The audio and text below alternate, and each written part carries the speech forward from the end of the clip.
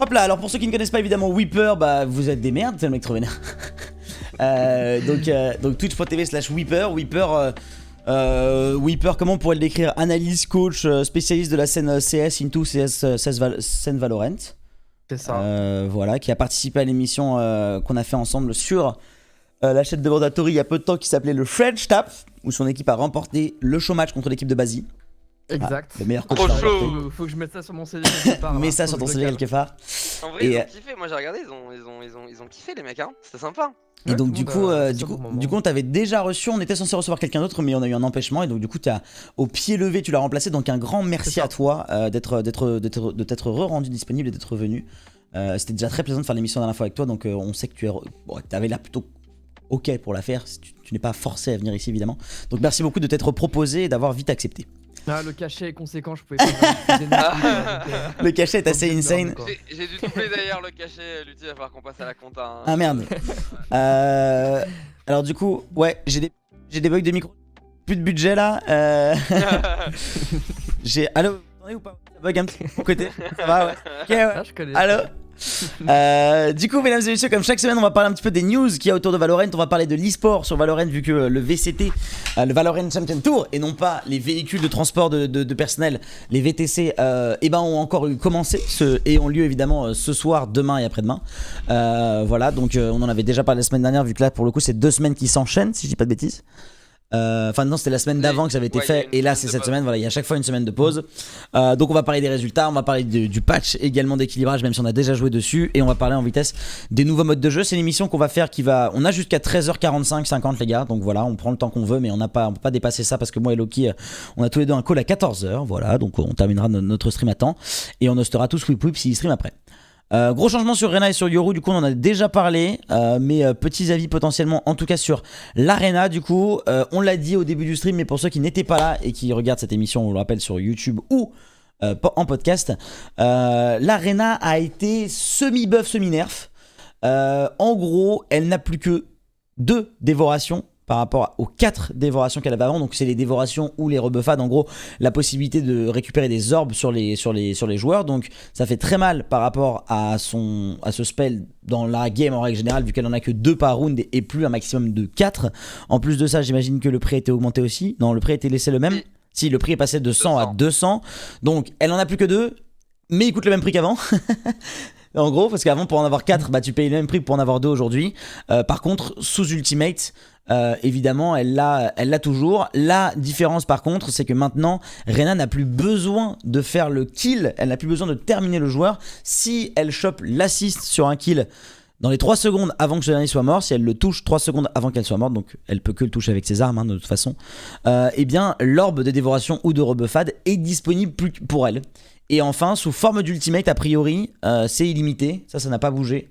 Donc l'ultimate n'a pas changé, mais a été EP du fait que si elle récupère si elle tire dans la mêlée et qu'elle récupère une assist, elle peut directement utiliser son ultimate. Qu'est-ce que vous pensez, messieurs, de ce rééquilibrage?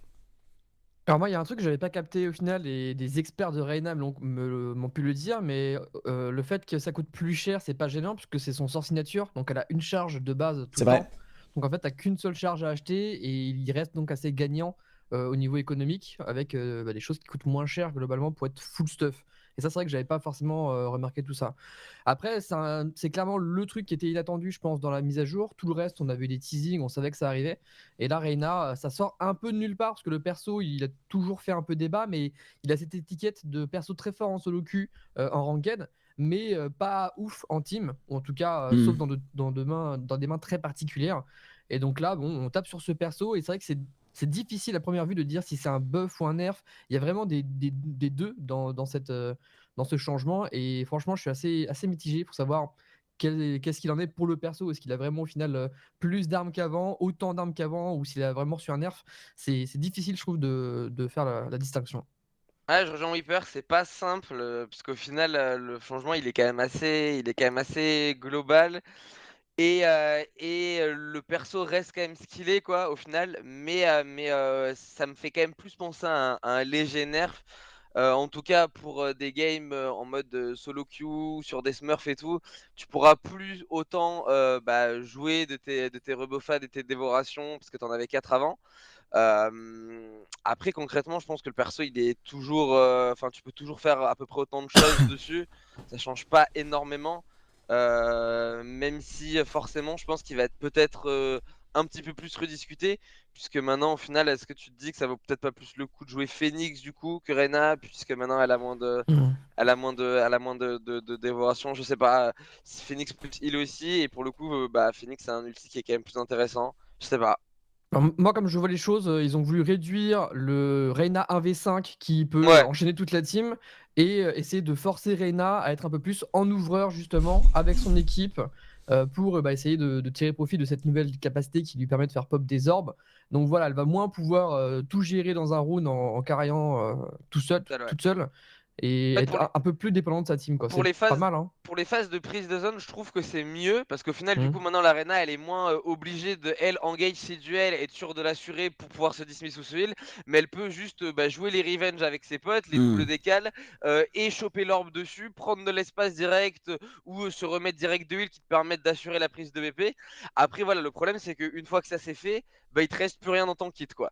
Genre, t'es passé sur le BP, mais t'as utilisé potentiellement 2 dévorations ou 2 rebuffades et il te reste une œillade peut-être et il te reste déjà plus grand chose. Hmm. Donc, je pense que c'est un petit peu ça la limite quoi. Mais je trouve que pour les phases de prise de zone, comme le dit Whip Whip, ça encourage moins le Reyna 1v9 playstyle où genre elle arrive, elle avance tout seul, elle peut genre enchaîner, tu Ouais, vois. bien sûr. Ouais. Mm. Et puis après, il y a aussi des gens qui disent, ces petits scales qui disaient ça dans le chat, qui disaient bah pour le gun rune, le fait de n'en avoir qu'un seul et pas deux, c'est vrai que t'avais un énorme avantage. Déjà, bah petit 1, t'avais la possibilité et de t'escape et de te heal sur les deux si tu faisais 2 kills.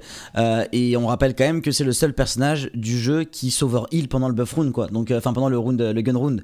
Et donc du coup, qui peut ne pas mourir de ces fameuses têtes qu'on prend avec les ghosts si elle arrive à faire un kill avant et à se heal et donc à se over heal un petit peu. Donc voilà, non, écoute, c'est un espèce à la fois un nerf et à la fois un up parce que il y a aussi beaucoup de gens, je pense, qui à moyen niveau ou à bas niveau ou même à niveau élevé étaient un peu frustrés, tu sais, de mettre les 142 dégâts et que les dernières balles soient prises par un teammate. Mais dans la globalité, sur Valorant et surtout au niveau, on a quand même plus de kills que d'assistance, surtout avec des personnages comme Reyna qui n'ont pas d'utilitaire pour faire des damages. Donc ça restera, pour moi, ça reste ça reste un nerf. Pour moi, ça reste honnêtement un nerf, quoi. Un elfe mais qui est plus en mode équilibrage général quoi. Ouais, c'est ça. C'est pas que pour les pros, c'est pas que pour les C'est ça, casus, c'est exactement. un. Ouais, ouais. C'était pas un problème vraiment. Parce que, comme le dit Whipper, Reyna, c'est pas un perso qui est spécialement joué, même s'il est quand même pas mal joué en NA. Au final, à niveau professionnel, dans des compos, on le retrouve que très rarement. Sur Icebox, principalement, mais c'est essentiellement ça. Maintenant, un peu sur Ascent.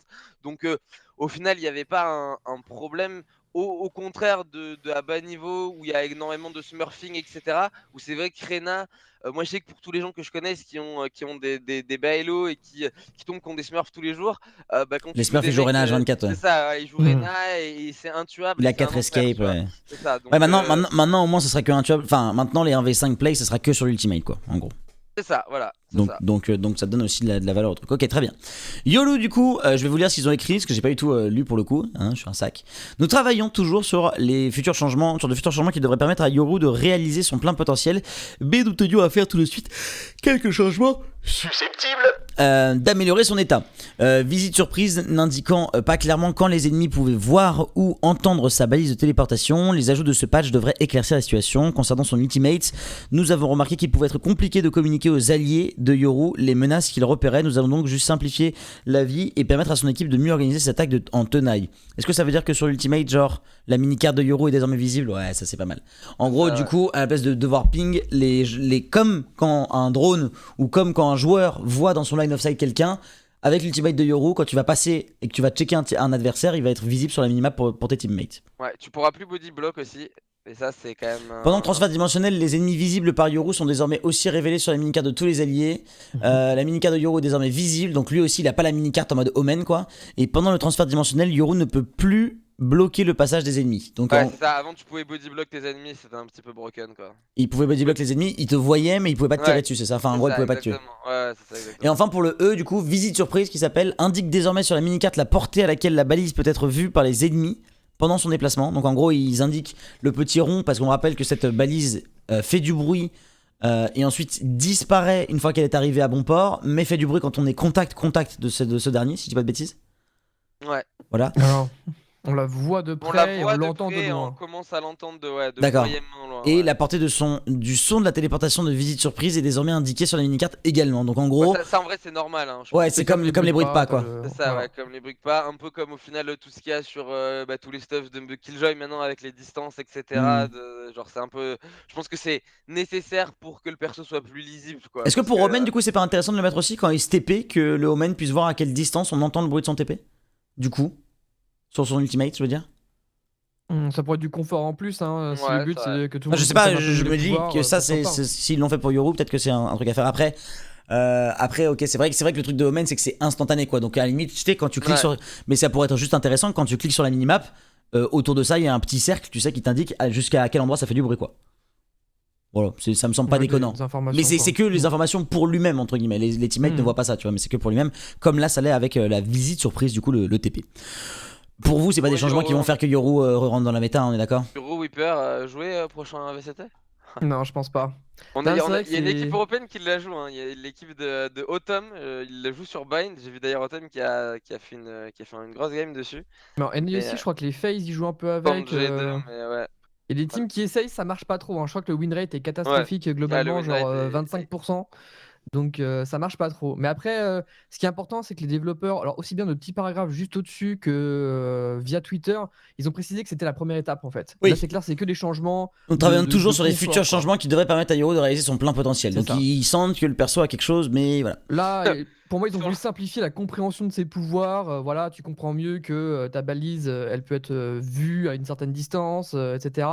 Ils essaient voilà, d'expliquer un peu YOLO, parce que c'est vrai que quand ils l'ont balancé, Ouais. moi je me souviens de ma vidéo de présentation du personnage, il y a tellement de choses à préciser sur chacun de ses spells, que voilà, donc tu l'entends à une certaine distance, que tu le vois à une autre, que ça fait du bruit quand tu l'actives. Tout ça, c'est des choses que si tu le testes pas, tu t'en rends pas forcément compte. Hmm. Donc que ça Mais- soit un peu plus marqué via les sorts directement, je trouve ça ok. Mais clairement, c'est la suite qu'il Ouais. faut attendre, quoi. Même toi, Whipper, avec Hip, quand vous aviez eu l'accès au début, vous galérez à comprendre exactement comment ça marchait bien exactement par rapport au son, parce que c'est compliqué en fait, l'histoire de transfert, de savoir la balise quand on la détecte, enfin, genre au début, c'était un peu flou quoi. Ouais, c'est C'était un clair. peu Mhm. flou. Souviens-toi la première journée de ranked qu'on avait fait ensemble, au final, on n'était pas sûr de tout bien comprendre quoi. Et donc je pense que c'est nécessaire d'apporter plus de clarté maintenant à ce personnage qui est malheureusement pour l'instant peu utilisé. Ouais, c'est Alors, clair. dès le C'est vrai début, que moi, je même crois que j'étais sûr Ranked, qu'il était naze, mais. ouais, moi aussi j'étais à peu près sûr.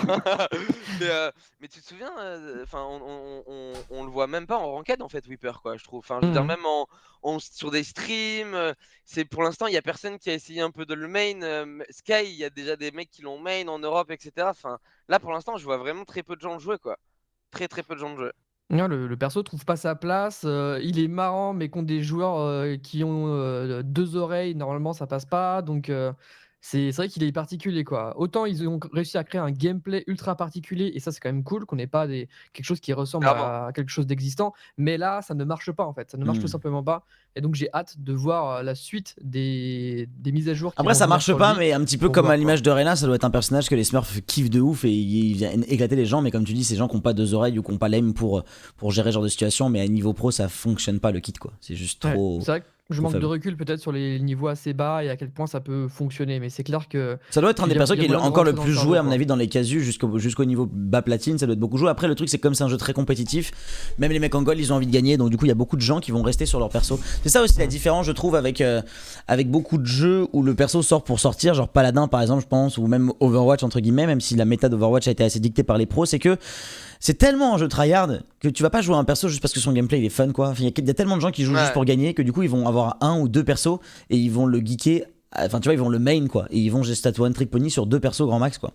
Donc c'est vrai que les nouveaux personnages sur Valorant c'est du contenu pour les créateurs de contenu, mais à part un gameplay qui est vraiment fun, si le perso rentre pas dans la méta pro, bah il y a personne qui va le main et donc du coup ils vont rester sur leur vieux main et donc du coup ils vont continuer à jouer les mêmes persos qu'avant quoi. Donc je pense que pour le coup contrairement à d'autres jeux la méta qui est montrée à niveau professionnel impacte pas mal le bas niveau même si c'est pas du tout joué de la même façon. Brimstone du coup sur la bombe incendiaire donc son ultimate, le son de la zone enflammée de la bombe incendiaire sera plus facilement audible quand d'autres actions ou bruits se déclenchent à proximité. Donc en C'est gros, vrai qu'en pleine CPL, en fait, en pleine exécution, quand il y avait une mollo de Brimstone, notamment dans une smoke de Brimstone ou dans d'autres smokes et tout, t'avais un petit peu du mal à à la vraiment sound, ouais. déterminer ouais, où elle était et t'avais tendance à marcher un petit peu dedans. Et vu comment les dégâts de Brimstone, enfin de cette bombe incendiaire sont élevés, bah des fois tu passais des mauvais quarts d'heure quoi. Donc enfin je trouve que c'est assez, enfin c'est bien pensé de leur part, je sais pas ce que t'en penses Sweeper, mais moi je sais que ça m'arrivait souvent de commencer à marcher sur un extrait de bombe, enfin de mollo C'est pas Brim l'ulti, pardon, c'est la mollo, évidemment. sans comprendre quoi, sans comprendre qu'elle est vraiment là, enfin qu'elle est déjà, que l'extrémité de la mollo est déjà là quoi. Ouais, Bah, le truc, c'est qu'il y a aussi bien la bombe incendiaire que ce qu'il y a juste en dessous d'ailleurs. C'est des spells qui font beaucoup de bruit au tout début, genre quand ils c'est pareil pour la s'activent, main brûlante, du coup. quand ça se répand au sol. Mais au bout de 1 seconde, on a un Ouais, son qui est vraiment ultra discret et que atténué, ouais. clairement, tu peux pas entendre dans un brouhaha général, quoi. Hmm. Donc, j'ai fait les tests hier et je m'en suis pas trop rendu compte des changements. Mais c'est vrai que c'est marqué que quand il y a d'autres actions autour, en gros, on va l'entendre plus facilement. Est-ce que c'est les décibels qui vont être un peu boostés à ce moment-là? Enfin, je sais pas trop sous quelle forme ça va vraiment se présenter. Et au final, j'ai pas eu encore l'occasion de vérifier ça in-game, quoi. Mais en tout cas, c'est bienvenu, ça c'est clair. Le Marshall qui a reçu un gros up, on peut le dire, entre guillemets. Il zoome beaucoup plus. Voilà, le zoom qui était de 2,5, il passe à 3,5. Donc je sais pas exactement quel effet ça fait, mais ça doit faire un zoom qui est quand même bien plus zoomé. Tout simplement. Merci Lucie. Merci à tous. Non, mais je sais pas si c'est proche de l'opérateur ou pas. Enfin, je sais pas à quel point c'est proche de pile poil l'opérateur. entre les Non, deux. c'est C'est entre les deux ouais, scopes. entre les deux, ouais, c'est ça. D'accord, donc c'est entre les deux scopes de l'OP. Donc c'est plus que le scope de base et moins que le scope bien zoomé de l'opérateur. Ok, très C'est bien. ça. Prix à 1000, donc le prix du Stinger. Et Ça, c'est ouais, je trouve ça vraiment fort parce qu'on rappelle également que c'est une arme qui tire quand même très vite et qui en no-scope est précis si on ne bouge pas et qui met 101. Donc en fait, tu mets 2 balles, tu tues. Donc des petits décals gauche-droite Dans la avec tête, ça le. tue directement, Et dans la tête, ça fait 202 en effet. Quand vous utilisez le viseur, votre vitesse de déplacement est désormais réduite de 10%. Avant, c'était réduit de 24%. Donc autant dire que tu peux courir et crapahuter comme un taré quand tu vises en fait. Tu En vrai, bouges ça quasiment commence aussi à vite. ressembler un peu au scout de CS et moi ça me parle. Je sais pas ce que t'en penses, Sweeper. Mais moi, Pareil. le scout de CS, j'ai des souvenirs en non plus en pouvoir plein la tête. Et c'était juste une arme trop insane. Et c'est vrai que le Marshall, je l'ai pas trop touché depuis le début de Valo, en vrai, j'avoue.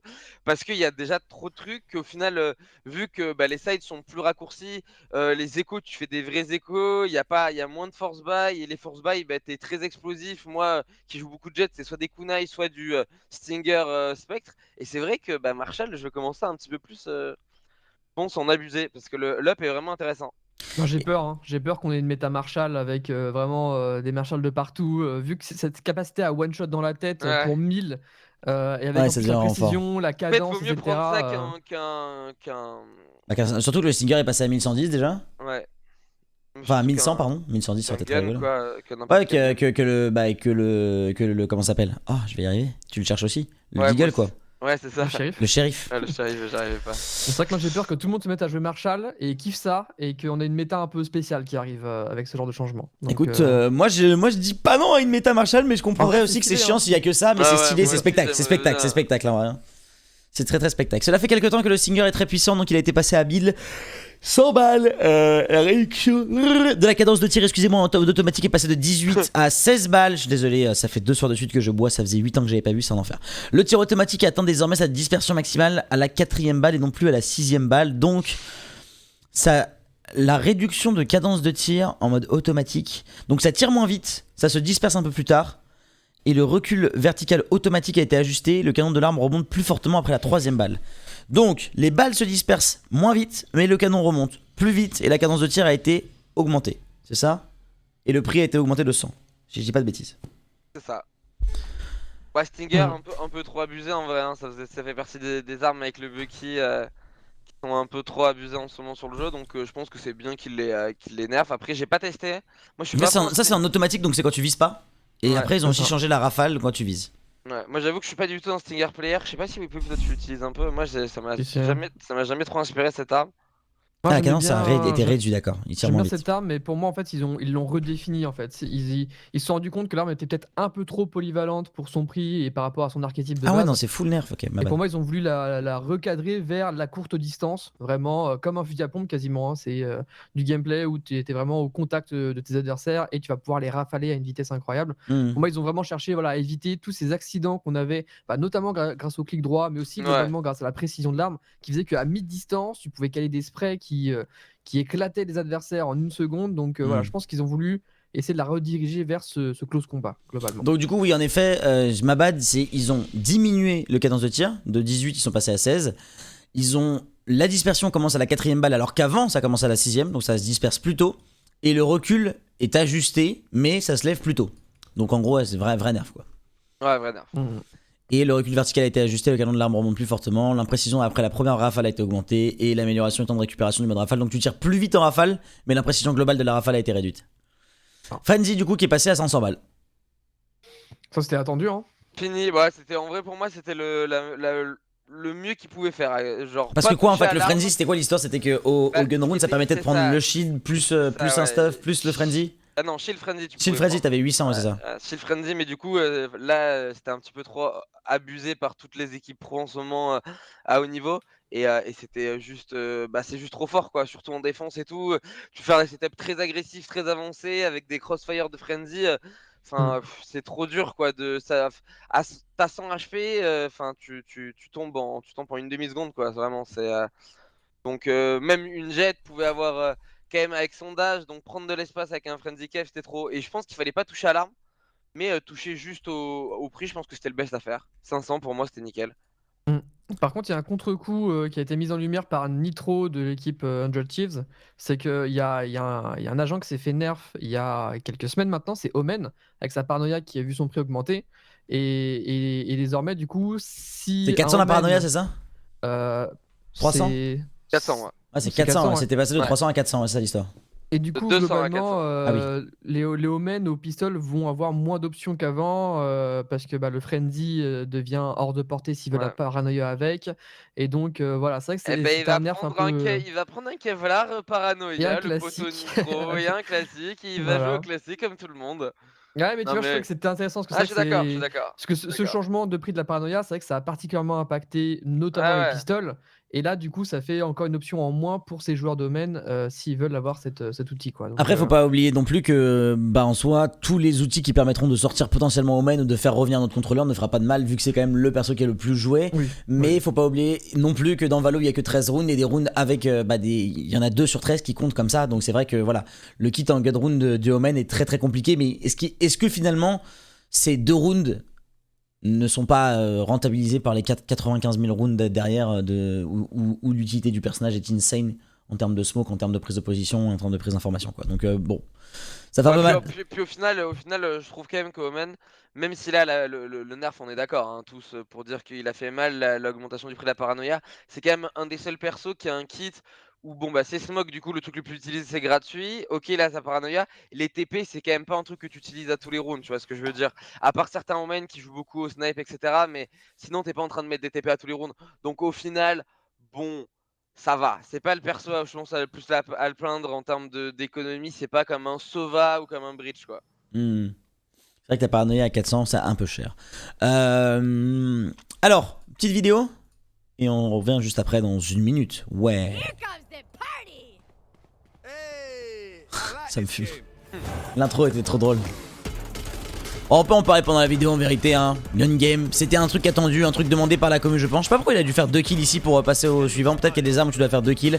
Ils doivent expliquer un petit peu les règles juste en dessous, mais ça va. Ça pour les streamers comme moi, ça va être la régalade. Je vais mettre que les mecs gold dans ma game. Je vais faire une petite game custom là. Je vais me régaler. Alors j'ai pas compris cette scène là par contre. Tu peux pas que les armes, tu peux aussi avoir des pouvoirs. Ça peut être les boombots, les grenades de ray, ça peut être les fléchettes électriques. Ça va être incroyable, hein, ça va être spectacle. Hein. Moi j'en ai fait pas mal hier et en vrai c'est assez fun. Marrant, ouais, t'en as fait beaucoup. Donc c'est le mode le plus fun pour l'instant dans Valorant. Alors c'est pas la taille du cut. Mais bon.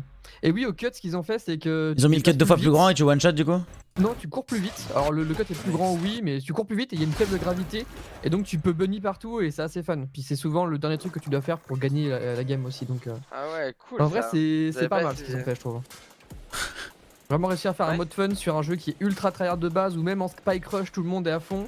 Je trouve que c'est ok. On verra si ça dure. C'est vrai que là, c'était les games que j'ai fait hier. Tu spawn à ton respawn normal, genre?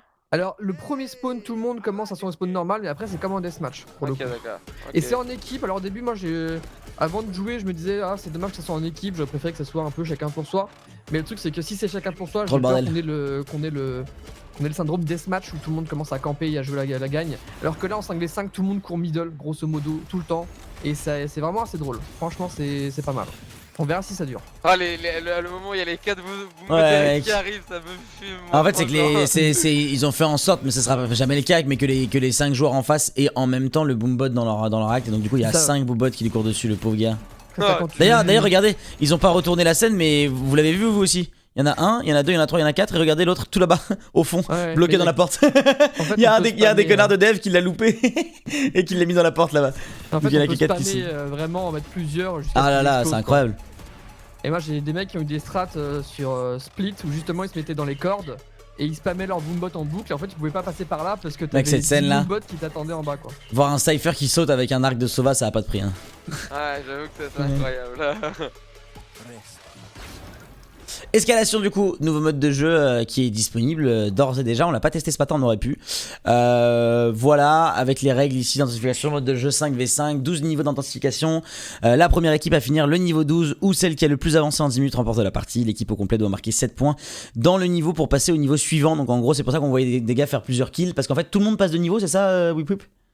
Alors c'est particulier, tu as des niveaux individuels, donc quand tu fais tes kills tu vas monter, mais il y a aussi un niveau global qui quand il est débloqué, tout le monde dans ton équipe revient au même stade, quoi. Et passe à une arme suivante. C'est difficile à expliquer pour le coup, mais relativement bien foutu pour que tout le monde en soit à peu près au même stade, quoi. Ok cool. Bon bah voilà, essayez le jeu, hein. De toute façon les règles vous en branlez un petit peu, vous essayez, ça dure entre 7 et 9 minutes. Donc si vous avez quitté Valo et que vous aviez pas trop le temps de jouer, que vos Spike Rush ça vous cassait un peu les burnes, parce qu'il y avait des armes que vous n'aimez pas, moi je pense que c'est un mode qui est assez important et c'est un mode qui peut faire venir des gens et qui peut aussi moi qui m'intéresserait beaucoup plus à mon avis quand il faut me chauffer que du deathmatch, quoi, et qui permet d'être polyvalent sur plein d'armes différentes et qui et où il y a peut-être moins de camp et où c'est assez sympa. Et en plus de ça, comme tu le dis Weeper, c'est du 5v5, donc du coup ça se réfère un peu plus à ce qu'on va pouvoir vivre dans une game normale après que du deathmatch où les mecs vont arriver vraiment dans tous les sens et qu'il faut fight comme si tu étais seul contre le monde. Ce système t'es pas en équipe, c'est pas forcément au même stade, du coup t'as des Odin versus des shotguns, etc. C'est un peu claqué. Bah le truc c'est que c'est un peu, il doit y avoir des situations un peu difficiles, mais ça c'est comme dans tout ce genre de mode de jeu, quoi. Enfin genre, si ta team est trop avancée, qu'elle se retrouve avec des ultimates de Raze et que toi en face t'as des arcs de Sova, bon bah tu fermes ta gueule, quoi. Et tu prends des roquettes dans le visage. Niveau 1 du coup, les pactages d'intensification, toujours Vandal fantôme. Niveau 3, 11 armes et compétences assorties. Niveau 12, possibilité de shorty classique, couteau, fléchette électrique, ou même de lance-boule de neige. Santé, chaque victime lâche une trousse de soins qui disparaît après 10 secondes. Donc comme dans le deathmatch. Ce qu'il faut noter, c'est qu'on commence avec les grosses armes aussi, c'est ce qui fait que ça réduit l'écart dans une partie. Tu vois, tout le monde commence avec des grosses armes et plus tu avances et plus t'as des armes de mort, un peu compliquées pour avoir des kills, donc ça réduit le snowball global. Alors. Ok. Voilà. Combien de temps y aura-t-il le mode de jeu? Ils disent pour l'instant il y a une limite de temps. Nous faisons toujours évoluer nos modes de jeu en fonction de nos réactions. Écoutez, si ça marche bien, ils le laisseront, ça c'est sûr. C'est cool, hein. Très bonne initiative, je trouve, de Riot. Et de ce qu'on dit Weeper, ça a l'air cool. J'ai envie d'essayer, moi. Moi aussi, j'ai envie d'essayer, très clairement. Après, il y a toujours des gens qui pensent que ça va être un mode de jeu qui va remplacer le compétitif. Bah non, en fait. Genre, c'est vraiment un mode fun, secondaire, clairement secondaire. Et je sais que voilà, il y a des gens qui disent c'est éclaté au sol, c'est de la merde. Bah oui, c'est pas le mode. C'est pas ton mode compétitif, c'est ça. Là, en fait, c'est un truc secondaire. Ce jeu est juste là pour que plein de gens qui n'aiment pas le deathmatch et qui n'aiment pas le Spike Rush puissent avoir un mode de jeu fun avant de lancer une vraie game, ou alors faire revenir des gens qui aiment bien le gameplay de Valorant mais qui aiment pas le côté tryhard et qui trouvent ça trop long et donc du coup qui ont la possibilité de venir se marrer avec des potes sur un mode de jeu fun, quoi. Point. Hein. Et on le sait, CS a eu cette force là aussi d'avoir plein de modes dans CS. Regardez, certains joueurs de CS, même semi-pro, ont passé autant de temps à faire du surf qui ne sert à rien dans le game que du jeu, quoi. Il y a énormément de joueurs pro qui se warm up avant des games de très haut niveau sur CS en faisant du surf, hein. Genre Forest et tout, il fait du surf. Hein. Donc il y en a plein, même XMS il s'est toujours warm up en faisant du surf en LAN. Hein. Des rumeurs d'un mode BR, je n'espère pas. Après, quoique, on s'en fout. En vrai, plus il y a de modes de jeu différents, plus ça laisse de possibilités aux gens de jouer au jeu. En fait, ça enlève rien. C'est exactement. Donc, si ça fait kiffer des gens comme les trucs boule de neige et tout, bah c'est sympa. Ça fait du contenu aussi. C'était gueule les boules de neige quand on l'avait fait ensemble. Ouais. Quand c'était couru dessus là. Ça fait du contenu aussi différent pour penser aussi aux viewers, enfin aux streamers, créateurs de contenu. Ouais, aux créateurs de contenu globalement. Après, créateurs de contenu, en tout cas en France, c'est impossible de créer du contenu sur Valorant. Enfin, demande à Weeper, hein. Il est là, mais c'est quasiment impossible d'avoir des viewers en créant du contenu sur Valorant en ce moment, quoi. Mais bon, en Europe et aux États-Unis, il faut voir. Ceux qui marchent le mieux de toute façon sur Valorant, c'est les mecs qui prennent les clips des mecs Valorant qui sont connus et qui eux sont pas connus et après ils sponsorisent leurs vidéos. Ça, c'est la belle vie évidemment de youtubeurs qu'on adore. Alors moi j'ai pas très bien compris. Bon, mise à jour de mode compétitif. On perd un peu plus de points, la barre est placée à 6 manches, bref, nous sommes conscients que vous pouvez parfois rencontrer des problèmes d'ordinateur et d'internet, donc si vous êtes AFK, lorsque vous manquez quelques manches, voilà, on ne vous sanctionne pas. En revanche, nous voulons encourager les joueurs à revenir terminer leur partie tout de même, s'ils arrivent à reco. Votre badge de rang d'acte sera désormais déterminé par votre victoire au rang le plus élevé, et non par vos 9 meilleures victoires. Personnellement, je m'en branle, donc je lis avec beaucoup de dédain, mais voilà. Il y a Gibbs quand même. Oui, c'est vrai qu'il y a Gibbs qui crée du contenu sur Valorant, mais tu vois, c'est Gibbs et il fait pas non plus 15 000 viewers, quoi. Tous les graffitis seront désormais effacés au début des manches. On s'en bat les couilles, mais pourquoi pas. Amélioration et mise à jour des séquences, alors ça j'ai rien compris. 2 changements ont été apportés à la séquence de mort, c'est-à-dire le moment entre votre mort et le passage en mode spectateur. Nous espérons que régler la fluidité de la caméra et le timing général de cette séquence améliorera l'expérience de jeu. Timing, réduction du délai du fondu au noir de 1,75 secondes après la mort à 1,5 secondes après la mort. Augmentation du temps passé sur l'écran noir à 0 secondes environ, à 0,25 secondes avant. Bref, on s'en branle. Oui, c'est énorme le nombre de viewers qu'il fait évidemment, mais c'est pas énorme, même pour Gibbs qui ferait du LoL, il ferait quasiment plus de monde. Enfin bref, c'est Valorant, c'est pas évident de faire des vues en ce moment, et on verra ce soir. J'espère que ça fera un peu de vues demain du coup, ou ce soir. Le VCT c'est demain qu'on aura les 2 nouveaux qualifiés. Enfin ce soir on aura du coup Anthropic qui joue, et demain c'est les BO3 décisifs avec Alliance, avec Monkey et avec du coup on l'espère Anthropic, G2, FPX. On verra les vues, mais c'est vrai qu'hier c'était quand même très difficile, du coup je pense pas qu'on ait dépassé les 1000 viewers, ce qui est assez difficile. Champion Valorant. Ouais. Champion Valorant, je crois que c'était 1000 en moyenne. Entre 900. Moi je suis passé un petit peu tard, il y avait 850, mais j'imagine que c'était entre 9 et 900 et 1100. Pourquoi il n'y a pas Anthropic? Si, il y a Anthropic. Je crois pas, non? Non, ils sont pas là, ils sont fait éliminer. Attends, mais c'était pas Anthropic qui jouait sur le. Je délire. C'est qui joue? Ah non, c'est Alliance qui joue ce soir, pardon. Ah oui, non, c'est Heretics qui jouait contre Chakalaka, et c'est eux qui ont battu. Non, Anthropic, ils se sont fait sortir au premier tour. Ah, par qui? Par Mastergic. Ouais, des Polonais, pas trop mauvais, mais pas très bons. Ok, un peu le démon quoi. Et bien voilà, bon écoutez, on s'en branle un petit peu, hein. Correction de bugs. GGAE il corrige les bugs, il faut le faire, c'est important. Rien d'autre à dire sur ce patch, messieurs?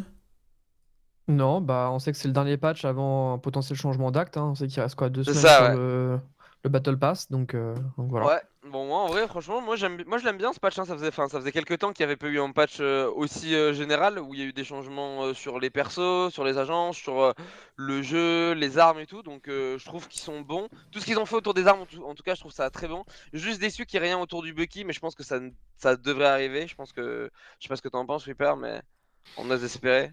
Je sais pas, moi je me rends pas trop compte du fléau des fusils à pompe encore, mais c'est clair, j'ai vu beaucoup de personnes en parler. Donc le Bucky, de toute façon, ça a toujours été une arme assez insane, qui a aussi cette capacité à one shot pour vraiment pas très cher. Donc je peux comprendre qu'elle pose problème, quoi. Donc ouais, non, gros patch, et puis C'est vrai. surtout les premiers leaks pour le nouvel agent. Ouais, on parle de ça juste avant du coup de se lancer dans le gros du sujet, ce qui a lieu ce soir. Du coup, on vous en a vite fait parler, le VCT évidemment, le Valorant Champion Tour. On en avait parlé la semaine dernière, et du coup là c'était la semaine un peu décisive. On parlera du résultat malheureusement de l'Institut qui a choke jour 1, mais qui a fait quand même une super performance et qui nous a fait vibrer sur le stream de l'eau, retranscrit d'ailleurs par un espagnol très rigolo. Mais avant ça du coup, let's go parler du nouveau agent de Valorant. Pas vous donner les dates, mais on peut vous dire que de toute façon, si on fait les calculs Weeper, en gros, fin du mois, début du mois prochain, c'est le nouveau perso. Vu que c'est tous les 2 mois, hein, donc voilà, il n'y a pas à se leurrer. Yoru, ça fait 1 mois et 2 semaines, donc nouveau perso qui devrait être annoncé.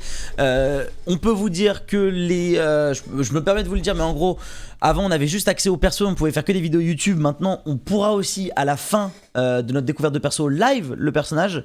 Donc nouvelle stratégie ici pour les créateurs de contenu de la part de Valo. Je crois que Weeper t'avais déjà eu accès à Yoru, donc ce sera pareil pour le nouveau perso. Je crois que moi c'est pareil, et je crois que Lolo également. Donc tous les 3 on vous livera dès qu'on a les droits de vous liver le nouveau perso, on vous le livera. Malheureusement, j'ai envie de dire malheureusement ou heureusement, je sais pas, déjà des leaks alors que c'est dans 15 jours quoi.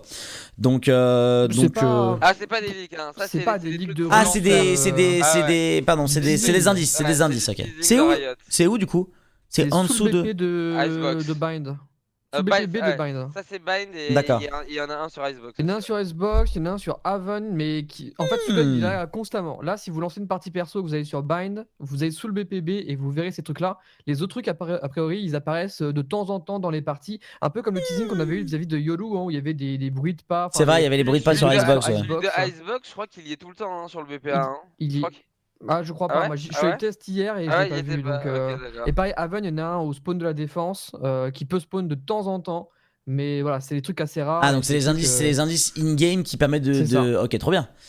moi, j'aime bien Euh, aussi. Ça c'est cool. Moi, le côté indice avait beaucoup Moi, marché sur j'adore. Overwatch. Moi, Et je trouve ça très j'adore. sympa. Ça... Voilà, il y avait eu Trop ça hein, fort. sur Killjoy, on s'en rappelle. Voilà, et là du coup ils montrent les fanarts qui vont avec le perso, évidemment. Exactement. Donc voilà. Et donc là, on a. Qu'est-ce que vous en pensez du coup alors? Et qu'il y a des choses qui ont été dites, je crois, et c'est ça, non? Ouais, alors on aurait alors on sait que c'est un contrôleur parce que ça a été annoncé par Riot officiellement dans le dernier dans la dernière dans le dernier patch note, Ok. c'était il y a 2 semaines. Donc ça a été annoncé. Alors on sait que c'est un contrôleur qui tu me corriges si je me trompe Weeper, mais est censé nous faire redécouvrir et redéfinir un petit peu la façon d'être un contrôleur et Ouais. bouleverser un petit peu ce qu'on a l'habitude de voir. Donc contrôleur, on le rappelle pour vous, ceux qui Omen, nous écoutent, Brimstone, Viper. exactement, donc c'est les persos smoker, bloqueur. Weeper a fait notamment un truc assez intéressant sur son stream avec des vidéos YouTube où il a parlé de ça là. Parce qu'au final, comment vraiment catégoriser les persos, etc., c'est quand même quelque chose qui est assez large. Et il y a pas mal d'agents sur Valorant qui au final sont assez multifonctions et touchent un peu à tout. Ouais. Et là, une fois de plus, on a l'impression que c'est du coup un nouvel agent assez multifonction. On parle de flash et de smoke. En tout cas, de sorte de smoke. On sait pas trop ce que ça va, voilà, on sait pas trop ce que ça va donner. Écoute, moi j'ai une théorie, tu vois. Je pense que les trucs qu'on voit en face de nous là sur l'image, c'est plus Ouais. ou moins des balises que le perso va Peut pouvoir poser activer. sur la map. Ouais, activer. Ouais, c'est ce Genre que il je a me suis 5 dit, ouais. charges, Ouais, il peut ouais, les mettre où il veut et il peut en activer que 2 à la fois. Et il peut Je activer sens soit ce en genre de flash ou soit en mécanique, smoke quoi. du coup. Ouais. Alors je pense que ça sera que les smokes. Moi les flashs j'y crois pas trop, vu que YOLU avait déjà des flashs. Ça m'étonnerait qu'ils sortent 2 agents à la suite qui C'est ait ce vrai genre de que ça, mécanique. et surtout que Sky en avait déjà, hein, donc Oui, oui, oui. et Reyna avant, enfin tous les. Et ils en ont rajouté une bridge aussi. Donc du Ouais, coup c'est des flashs, il y en a. ça. Hein. Je pense pas que ça soit. Surtout qu'en plus, ils voient que la tendance, elle est quand même pas à l'utilisation au maximum des flashs dans les compos à haut niveau. Donc je pense pas que. Enfin, j'y crois pas trop non plus à cette flash. Après voilà, ce qu'on a du coup, c'est comme information qui serait du Ghana. Oui. Que la carte 38 du coup est connectée à lui, donc on le voit, elle est dans le tweet. Et je crois que c'est à peu près tout. Voilà, on voit la carte. Ouais. Donc pourquoi le Ghana? C'est parce que du coup, vous savez que le night market est revenu. Et Ouais. quand il est revenu, il y avait en effet des coordonnées qui dirigeaient vers le Ghana. Et la première fois que le night market est arrivé, il y avait des coordonnées qui dirigeaient vers le Japon. Pour Qui Yoro, ouais. précédait du coup l'arrivée de Yoro. YOLU. Donc voilà pourquoi on se dit que c'est crédible. Et après, donc Riot, Je sais pas quand où il c'est le parle de Ghana. ce nouveau contrôleur, ils expliquaient aussi que, comme tu disais, que en gros c'était un perso qui allait repousser les mécaniques déjà existantes. Bon, c'est vrai qu'on est assez curieux de voir comment est-ce Ouais. qu'ils vont pouvoir pousser la chose et la rendre jouable. Ouais, ça me hype, Mais hein. bon. Franchement, ce perso, il En me vrai, hype, ça hein. hype, ouais. Parce qu'au final, c'est vrai que pour Yoru, on va dire le design du perso avait l'air assez hypant. Et au début, il y avait enfin, il y avait eu une grosse hype autour du lore une fois de plus, parce qu'ils avaient continué à faire tous ces petits indices. Mais c'est vrai que quand on a commencé à avoir des leaks véritables qui sont sortis assez tôt sur ses compétences, on était un petit peu tous déçus, quoi. Alors déjà, le fait que ce soit un dueliste, on était un peu déçus parce que c'est Il y pas avait beaucoup de forcément. duelistes. Ouais. C'est pas forcément ce qu'il y a le plus besoin actuellement. Et ce qu'il y a besoin, c'est un contrôleur. On en est tous, je pense, unanimement d'accord. Donc c'est vrai que moi là, je suis vraiment hypé par le perso. Ça me parle. Ça a l'air de changer un petit peu. Il y a besoin, je pense, de changement, puisqu'on le voit au final, Brimstone, il a pas tant non plus repris une place que ça derrière Omen, quoi. Bah, ça reste Brimstone, c'est le perso qu'on voit sur Bind de temps en temps. Viper, ça reste le perso qu'on voit sur Icebox de temps en temps. Ouais. Et tout le reste, c'est Omen H24. Ça n'a pas trop changé au final. Ouais. Ok, et bah écoutez, on découvrira tout ça. On peut plus ou moins vous donner la date. Ce sera, on est le combien? On est le 19, Début ouais. mars, à peu près. C'est ça, ce sera fin de ce mois, début du mois prochain, qu'on pourra vous montrer les premières images du perso. Donc voilà, on espère que le perso sera cool quoi qu'il arrive. Ça fait encore du nouveau contenu et ça fait encore potentiellement des nouveautés à niveau pro. Surtout que bah voilà, comme vous le disiez, c'est pas des à la limite sur les duelistes, il y a beaucoup d'options ATM dans le jeu. Sur les contrôleurs, il y en a pas masse. Donc c'est vrai que si, voilà, comme Viper se glissait sur sur Icebox, peut-être que sur certaines maps, ce personnage viendra se glisser à la place de Omen. Et d'ailleurs, Et pour ceux qui disaient c'est une nouvelle map, on reconnaît pas. Alors ça, non, ça c'est sous un des BP évidemment. Quand tu vas en mode observateur, tu peux descendre avec le noclip sous les BP. C'est là qu'ont été retrouvés les indices. Oui, tu disais sur la prochaine map. bah, peut-être une prochaine map bientôt aussi, hein. Ça serait Bah, de peut-être, toute façon, si je dis pas de bêtises, on est à 5 maps. Et Oui. ils avaient annoncé qu'ils auraient 6 maps de prêtes d'ici entre le jour 1 et l'année 1, entre guillemets. Et du coup, bah, l'année 1, elle commence à approcher à grands pas. Vu Ouais, que ça. c'est plus ou moins en avril qu'on a pu commencer, nous. Avril. En mars, fin mars, on a pu commencer à Ouais, jouer au fin jeu. mars. Donc logiquement, ouais, c'est ça. Peut-être pas sur ce patch-là, mais si c'était pas sur ce patch-là, ce sera sur celui d'après. Donc du coup, ce sera dans 2 mois et demi, ou alors ce sera sorti à un patch entre les deux, parce qu'ils peuvent aussi faire. Enfin, moi, je trouverais ça malin de faire perso, un mois après carte, puis perso. Mais bon, ils ont l'air de fonctionner par package, donc a priori, tout sortira d'un coup ou pas. Il disait une map par chapitre, en effet, ouais. Donc du coup, c'était une map tous les 6 mois. En sachant que Icebox est sorti plus tôt que prévu, alors qu'elle aurait dû sortir en janvier de cette année, donc c'est pour ça aussi que tout a été un peu décalé, quoi. C'est ça. Ouais. La sortie du jeu officiel c'était en août, c'est ça? Et nous on a pu commencer à y jouer en mars et on a eu tout le Juillet, mois non d'avril. Ouais, je sais Oui, plus. le jeu, non? Ouais, le Fin jeu est juin. sorti juillet, je sais plus. Fin juin, début juillet, je crois. Il est sorti en juin, ouais, c'est ça, ouais. Bon voilà, bon, en tout cas 6ème map potentielle. Bon après de toute façon on a déjà 5 maps, on a déjà de quoi faire en vérité. Ça c'était news sur le nouveau perso, mais on rentre directement dans le vif du sujet messieurs dames, vu qu'on a plus que déjà 1h30 tellement ça passe vite. Donc on est parti pour la petite vidéo récapitulative du coup des VCT. Je vous la passe et puis on peut parler par dessus je pense. Bon alors, oh là là ce petit timing sur le drone. Pouette. Oh non. Oh nom de Zeus, je veux. What the fuck, je veux revoir ça. Il a vraiment fait ça. Ah, les Coréens, c'est des trolls. Hein. Mais tu fais jamais ça en VCT en tournoi officiel. Surtout qu'il prend 4-0. Hein. Il est en train de lose 4-0. Le mec il se dit tiens, je vais le cut lui. Il en a rien à foutre. Mais alors que là, il peut lui mettre une balle dans la tête. Elle est stylée aussi cette balle. Tu vois ce que je veux dire? Enfin, genre, il a réussi à bait le drone quoi. C'était stylé quoi. Et là, j'ai des retours de gens qui regardent pas mal les matchs coréens et ils disent que ça troll pas mal. Quoi. Ouais, Je veux ouais, dire, ça à part troll grave. Vision Strikers qui est un peu sérieux, etc., il se passe des dingueries, Ouais, des il gens se- qui achètent des fusils à pompe H24. Ça met des tente doubles ça tente des C4, cuts, 360 dans tous les sens. c'est spécial. C'est marrant après, comme les Coréens, en tout cas sur l'autre jeu hein, que nous on connaît bien, qui est Overwatch, on les avait. C'est ça le vrai jeu. Ouais. On avait. Enfin, vraiment, on disait tout le temps. Les Coréens, ils sont meilleurs techniquement, mais ils sont surtout meilleurs dans leur rigueur de jeu. Et nous, les Européens, les Occidentaux et les Américains, ils aiment bien faire le show, ils se laissent un petit peu emporter par leurs émotions. Et j'ai l'impression que sur un jeu qui est établi en Europe comme CS, où on est très sérieux, et bah l'Europe c'est le plus sérieux, les États-Unis ça fait un peu le show, et les Coréens ils s'en battent les steaks. C'est marrant en vrai. C'est un peu ça. C'est assez rigolo quand même. Bon après, on verra, parce que s'en battent les steaks pour l'instant. Et quand il s'agira d'aller battre les Américains et les Européens, on verra comment ils jouent. Hein. Ouais, c'est vrai que ça peut mettre mentalement au fond, faut pas oublier ça, ouais. Oh là là, la vache! La luck. What? C'est grave. Hein. Je me souviens de ce round. Et il le diffuse. Incroyable, what the fuck? C'est au Brésil ça? Ouais. Donc il les a laissés passer? Il les a Oh, juste mais passés. le timing du Cypher il est horrible par contre. Oh, ils sont bien alignés ici, hein. Et après, il va désamorcer. C'est une blague. Enfin, ils ont le niveau de mon chat là, c'est pas possible. Ça peut arriver, hein. Ça peut arriver, hein. Exceptionnel. Exceptionnel. La moitié avait déjà été faite en fait par notre teammate. Ouais. Donc du coup, oh la Une grosse vache. glissade, quoi. Il était à l'opérateur, donc vraiment, tout le monde pensait qu'il allait save. Grosse glissade.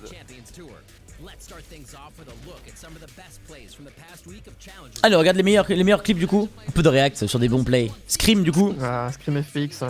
Ouais, ce match était incroyableissime. Hein. C'est vraiment un banger ce match.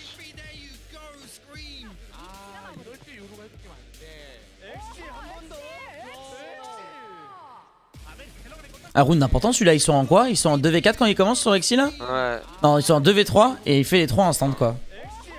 Ouais, pas du tout checké, hein, ils sont assez naïfs, mais bon, bien joué lui quoi.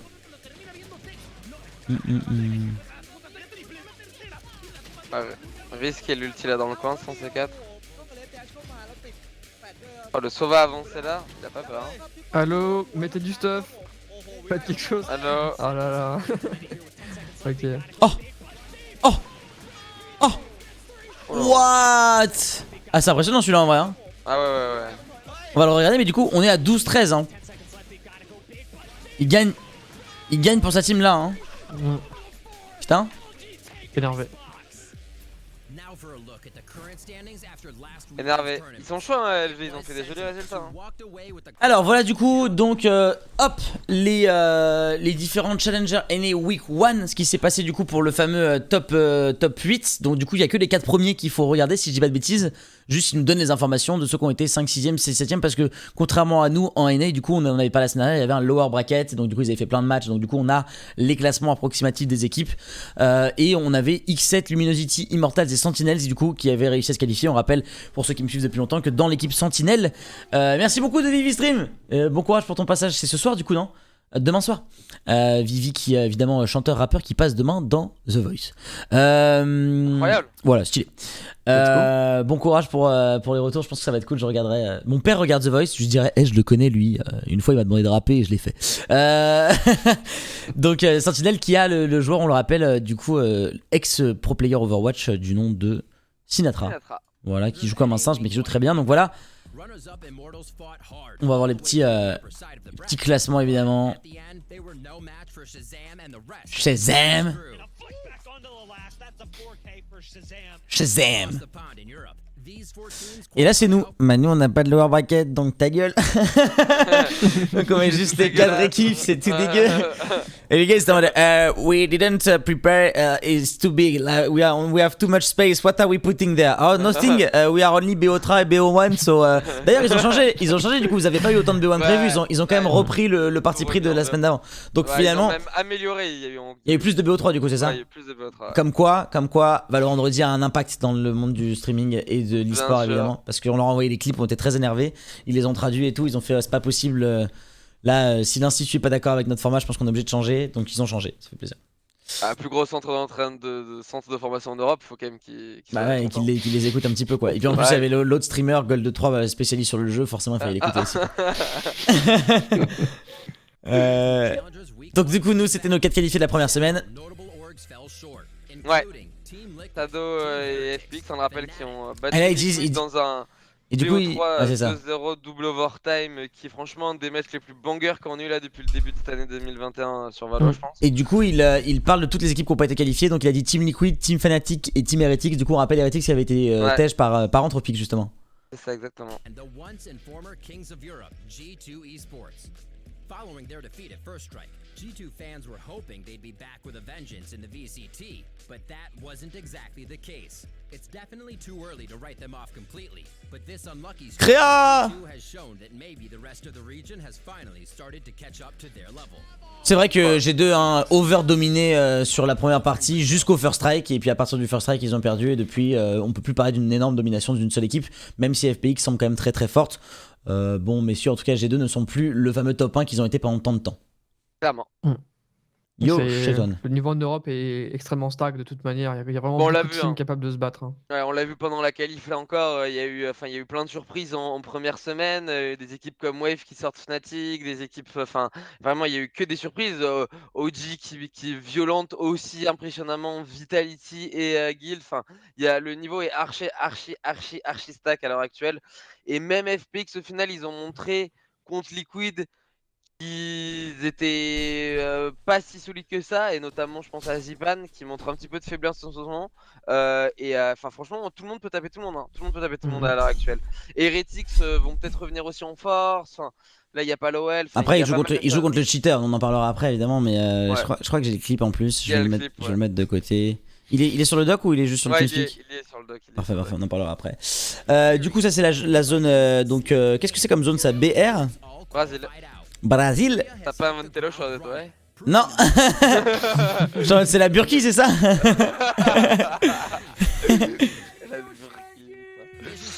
Brésil, ouais, on a vu du coup Furia en tête. Côté Corée, Damwon et Vision Striker qui ont fini les deux en tête du coup. Vision Striker qui n'a toujours pas perdu. Hein, ils ont fait un match nul. Ils ont fait un match nul, ouais, c'est ça. Ils ont fait un match nul. Il y a 2 jours. Donc des mecs pas terribles, a priori, mais bon. Mais on a un clip à vous montrer qui sera assez sympa. On va l'analyser ensemble. On va l'analyser ensemble. On n'a pas le slow motion malheureusement. Frame Ouais. par frame. Regardons un petit peu de play là. Alors moi j'ai un truc à vous poser comme question les gars. En vrai, le jeu pour l'instant il fait pas, en tout cas en France, c'est pas la folie en termes d'audience et tout parce que ça sert à rien de reparler là-dessus. Mais honnêtement, est-ce que vous êtes content du spectacle qu'apporte Valorant en game comme ça, genre, enfin vous en tant que joueur de Valorant et spectateur de Valorant, est-ce que pour vous ça tient les promesses d'un jeu e-sport qui est trop stylé à regarder et qui a beaucoup de spectacles? Ou est-ce qu'il y a des moments où vous dites franchement on se fait un peu chier, je préfère CS? C'est quoi votre avis là-dessus? On est peut-être les mauvaises personnes à interviewer, c'est ça que je Ouais. pense. Parce que, enfin, moi je kiffe vraiment les actions, je kiffe vraiment la stratégie qui commence à se développer. Je trouve qu'il y a déjà des histoires aussi entre les équipes qui sont Clairement. super stylées à raconter. Donc, moi le spectacle il me plaît. Et là, cette semaine, tous les débuts de match à 18h, je suis à fond. Donc vraiment, moi, y J'ai a pas de problème, quoi. j'ai pas lâché depuis que les débuts des qualifs ont commencé depuis 3 semaines, j'ai pas lâché ma liste d'amis à faire que regarder les scores dans tous les sens et tout. Franchement, je me sens vraiment hypé. Je trouve que le jeu, il est juste trop plaisant à regarder. Et comme dit Whip Whip, il y a plein d'histoires qui commencent à se créer entre les équipes, les changements, les joueurs et même en France, même si on n'a pas encore beaucoup de clubs français, excepté Vitality qui a rejoint le jeu, bah au final, il commence déjà à y avoir des histoires entre voilà, Diffuse, Brahms dans Sens Opportuniste. On a Edelweiss qui commence aussi à faire le bout de chemin. Il y a des plus jeunes qui arrivent comme Megachi, Kitsch, etc. aussi qui se montrent. Enfin, il se passe plein de choses. Et on voit surtout, et moi c'est ce que j'aime dans l'e-sport et c'est ce que j'aime quand je suis une scène ou une compétition. Et par exemple, c'est ce qui est trop bien en ce moment pourquoi on suit la LFL, c'est hyper stack. La scène Valo est hyper Ouais, stack. c'est ultra serré. On n'a pas eu encore de conflit, enfin de compétition à l'international, donc on ne sait pas vraiment qui est meilleur Ça va être trop bien ça. overall. Mais aux States, depuis le début du jeu, même si Sentinels et TSM dominent énormément, il y a eu plein de surprises. Ok, en Corée, il y a Vision Striker, mais ça bouge beaucoup en dessous. En Europe, on vient de le dire, toutes les équipes se tapent. On a des G2 qui dominent plus. On a des FPX qui sont censés clôturer à chaque fois, mais qui. Enfin, bref, genre, il se passe tellement de choses. Donc, non, franchement, je trouve que la scène, elle est top à suivre. Le seul petit, comme tu le dis, Lutti, c'est les viewers pour l'instant. Et Après voilà, il faut regarder aussi le nombre de viewers à l'international et tout. Pour l'instant, nous en France, c'est vrai qu'on est tous très nombril, égocentrique. Tu vois, on regarde toujours un petit peu ce qu'on fait et on est toujours assez critique aussi. Aucun rapport avec Valo, mais petite info par exemple, vous savez le Nintendo Direct qui a eu lieu hier, je crois. Sur tous les pays, on est allé voir par curiosité, sur tous les pays, les thumbs up versus les pouces rouges. C'est 80-20. En France, 50-50. Ouais, on râle, oh, pas content. Voilà. Pas content. Classique français. Donc ça a aucun rapport là avec Valo pour l'idée, mais c'est pour montrer ce côté de ouais, on a toujours tendance à tirer vers le bas les choses, hein. Voilà, on représente les gilets jaunes évidemment. Donc voilà. Though keep in mind, they haven't run into either of Korea's rising stars, Damwon Kia or World Star. Oh là là, ce play. Ils sont tous blancs. Mais c'est incroyable ça. Le timing qu'il a sur le Sova encore. Golo. Latin America du coup. Donc c'est tout sauf le Brésil, j'imagine. Oui. On n'avait pas d'image, on avait juste le mec qui parlait.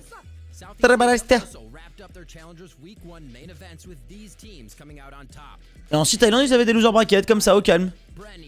Il y a que en Europe. C'est insane. Après ils ont moins d'équipes aussi, donc c'est moins un problème de faire un loser bracket sans que ça dure 3 semaines quoi.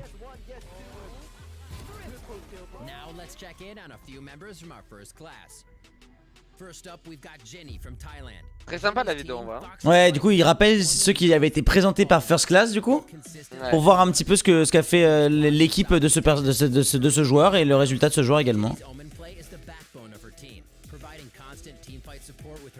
C'est vrai que c'est une joueuse.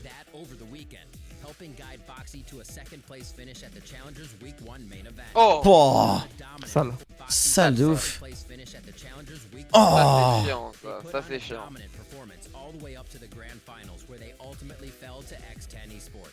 Ouais, c'est vrai qu'ils sont qualifiés. Franchement, ça clique, hein. Ça clique dans tous les pays, frère, je pense. Hein. RB, du coup, de Machine.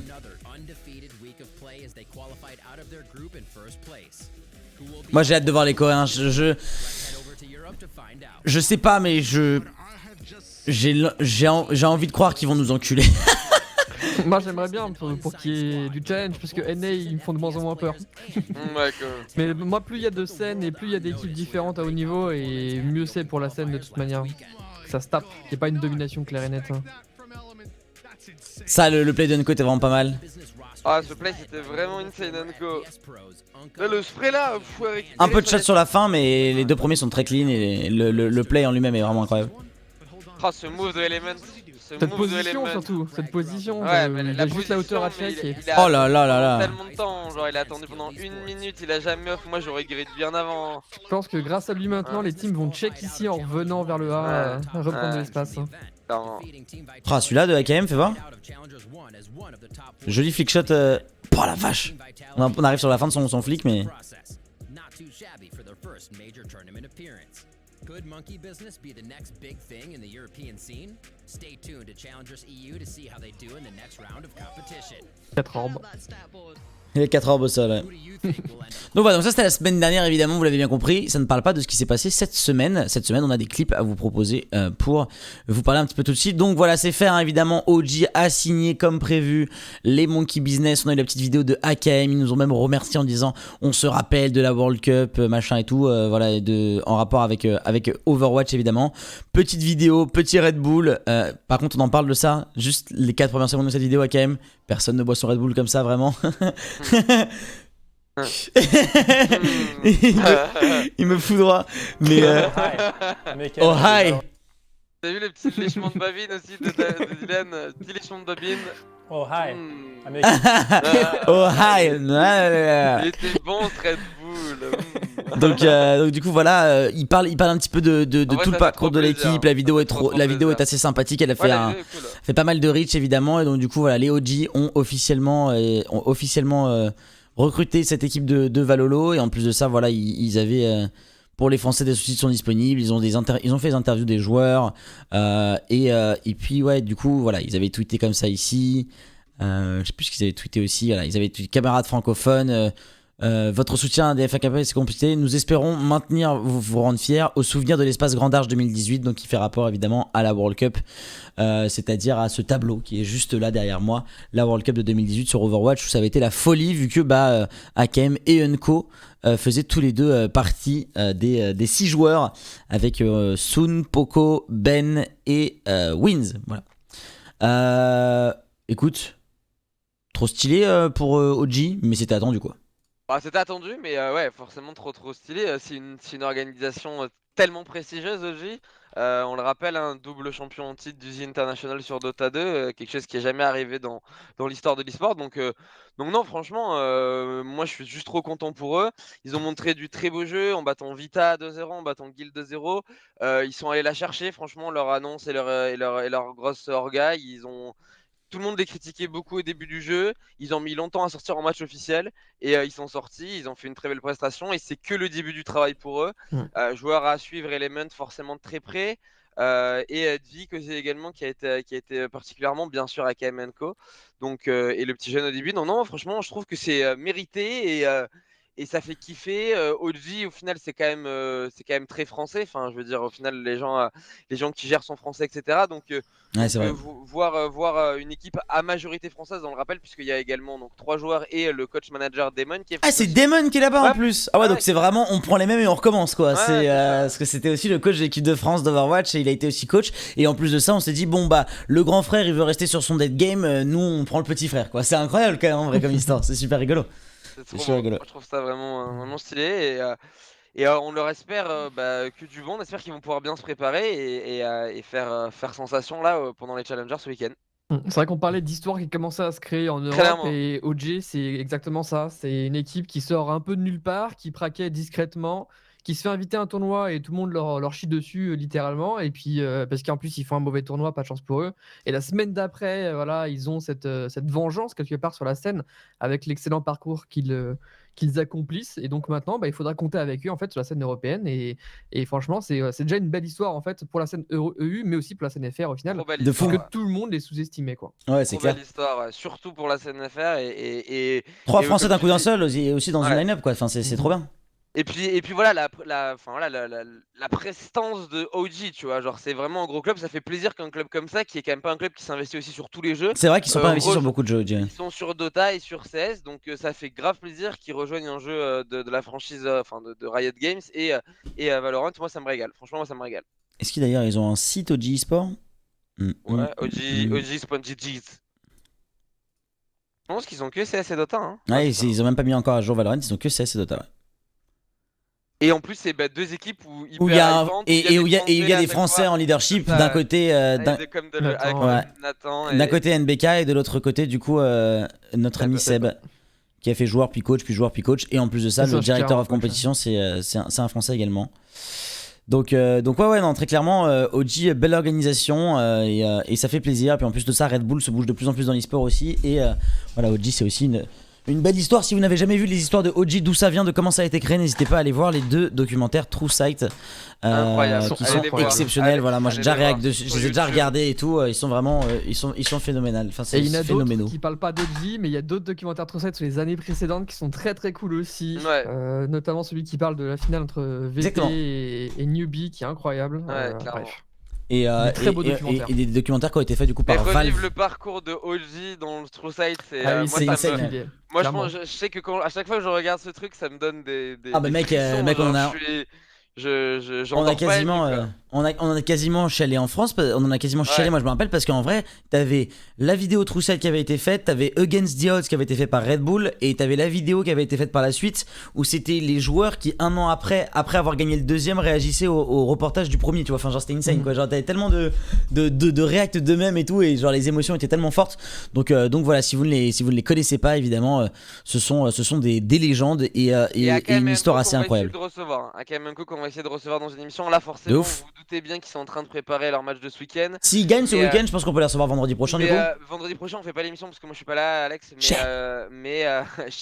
Mais c'est sûr qu'on les recevra dès qu'ils seront un petit peu plus light en termes de timing. De toute façon, faut pas oublier que Ouais. en gros, soit ils gagnent là et ils sont qualifiés et ils sont tranquilles pendant un moment, et donc du coup on aura la possibilité de les inviter avant les nouveaux matchs, soit il va falloir, soit ils s'inclinent contre l'adversaire to be defined d'ailleurs ce soir demain. Donc du coup ça sera plus, Ils devraient ce jouer sera dans Heretics. plus longtemps. Ils sont censés jouer Heretics. Sauf si, enfin bref. Dernière news à faire avant qu'on parle. Exactement. 822, Dernière news avant qu'on parle du coup de quelques clips voilà qui ont été regardez On tous ces commence jolis par clips. celui du tricheur, s'il te plaît. On va parler justement. Alors, je propose, on parle de Giants qui doit écarter Happy, d'après Alors oui, les rumeurs, clairement, parce que c'est un peu clairement. tristoun. Alors, les rumeurs qui ont été apparemment assez confirmées. En tout cas, si un PV s'est permis de sortir tout ça, c'est que c'est assez vrai. Donc ouais, Happy, on vous le rappelle, projet Orgless qui avait été signé par Giants après ce First Strike avec l'addition justement juste d'un joueur qui voudrait déjà écarter Happy pour le remplacer par Fitinho, donc qui était ancien joueur de la line-up Giants quand c'était encore le roster espagnol. Assez surprenant, le move apparemment c'est en train de partir un petit peu dans tous les sens côté Giants.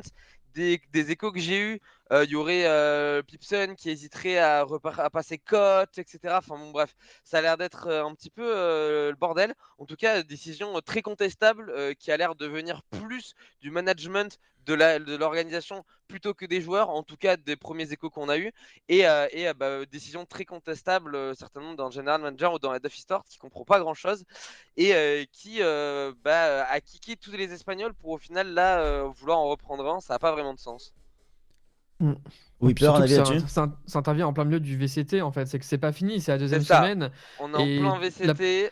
La plupart des teams qui sont fait signer, on imaginait que ça allait être au moins pour toute la première partie de ces challengers et pour se donner le temps, et parce qu'en fait il y a 3 occasions de se qualifier et les Giants ont rarement été vraiment ridicules. C'est vrai qu'il y a eu des petites contre-perfs et c'est probablement ce qui explique les changements, mais du coup c'est clair que c'est un peu dommage que ça intervienne en plein milieu, parce que c'est quasiment se priver d'une saison potable pour débuter Clairement, ces VCT, quoi. et avec des joueurs qui sont aussi jeunes et peu expérimentés dans l'équipe Giants, il y avait besoin d'un mec comme Vincent, comme Happy pour cadrer tout ça et pour, on va dire, insuffler un petit peu toutes les années qu'il a passées sur CS et toute son expérience. Donc, moi, je trouve que ça n'a pas trop de sens. De toute façon, depuis le début de Giants, dans ses choix e-sportifs, depuis le début de Valorant, qui est très mauvais et qui continue à être très mauvais.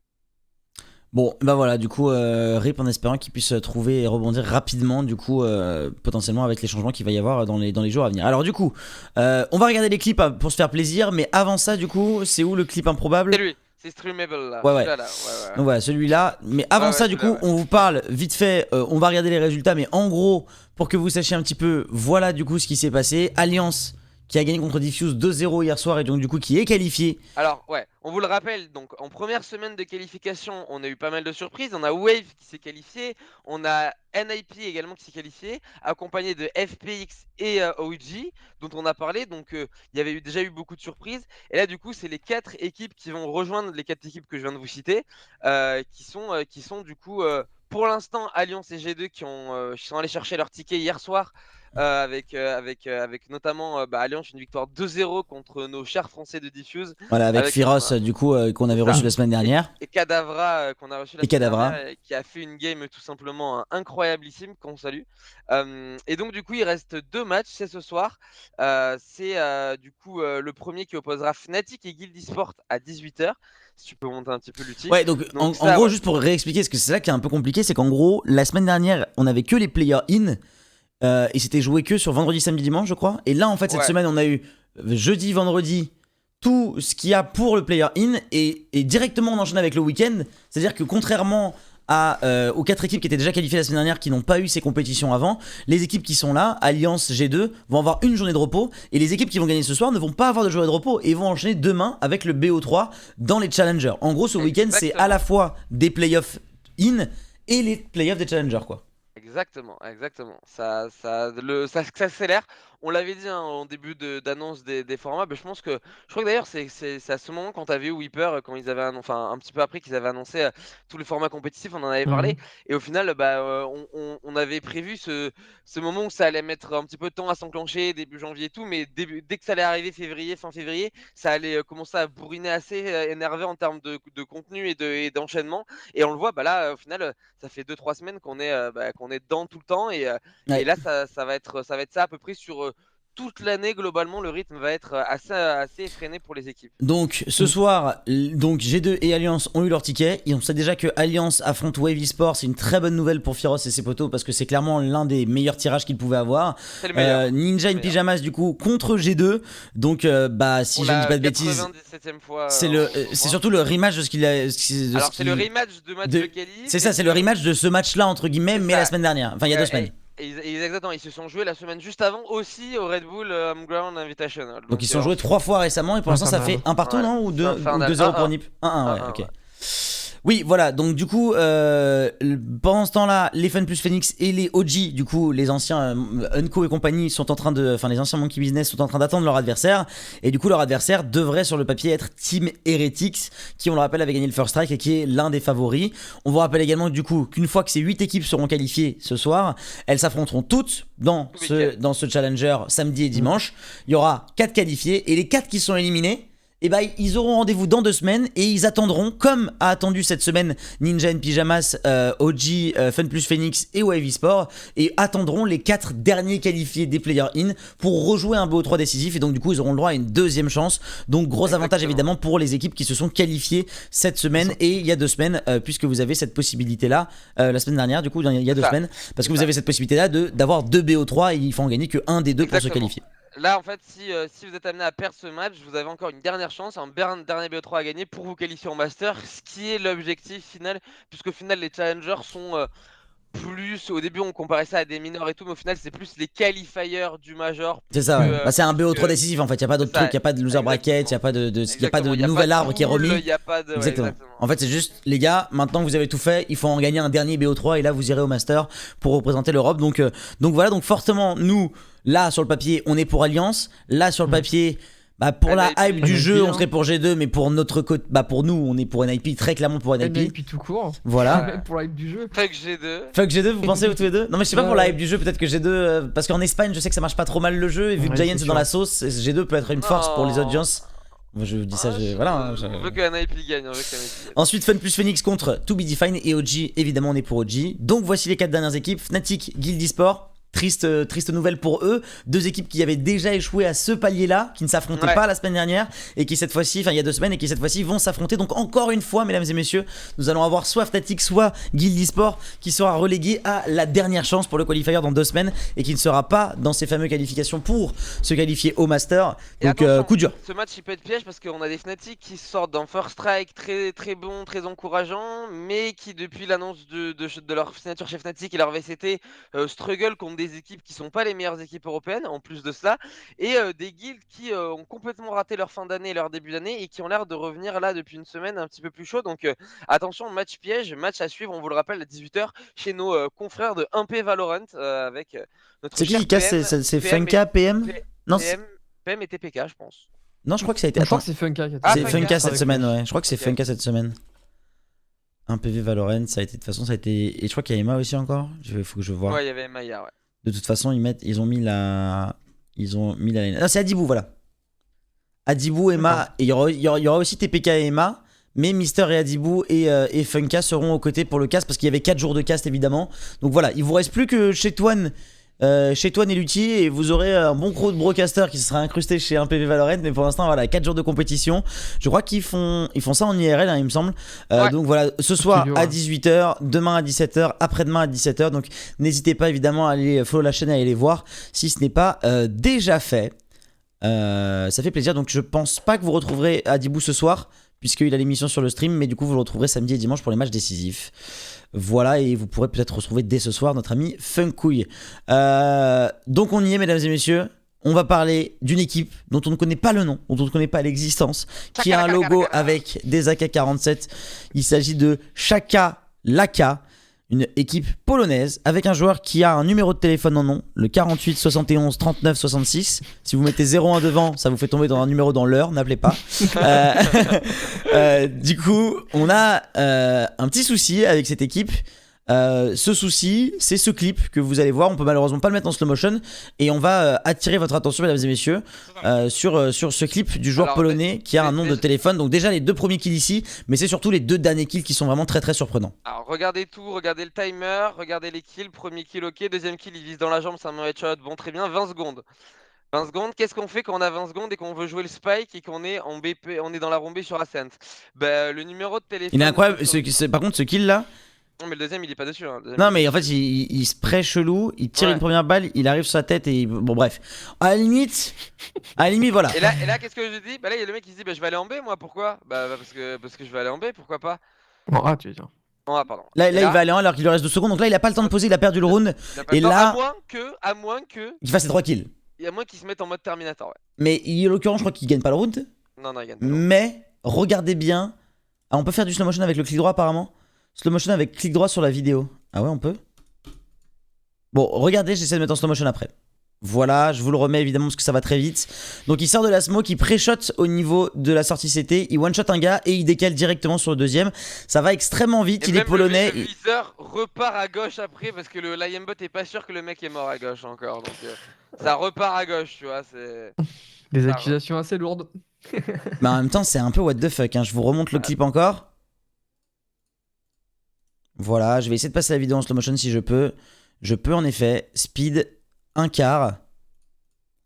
Voilà, mesdames et messieurs, en un quart ce que ça donne. Est-ce que vous êtes prêts? En My Dream, je savais pas qu'il y avait le slow motion. Le 0,25. Déjà je vais vous montrer les 2 premiers kills du coup en 0,25. Donc déjà là, le viseur qui suit bien la raise qui dash. Donc bon, voilà.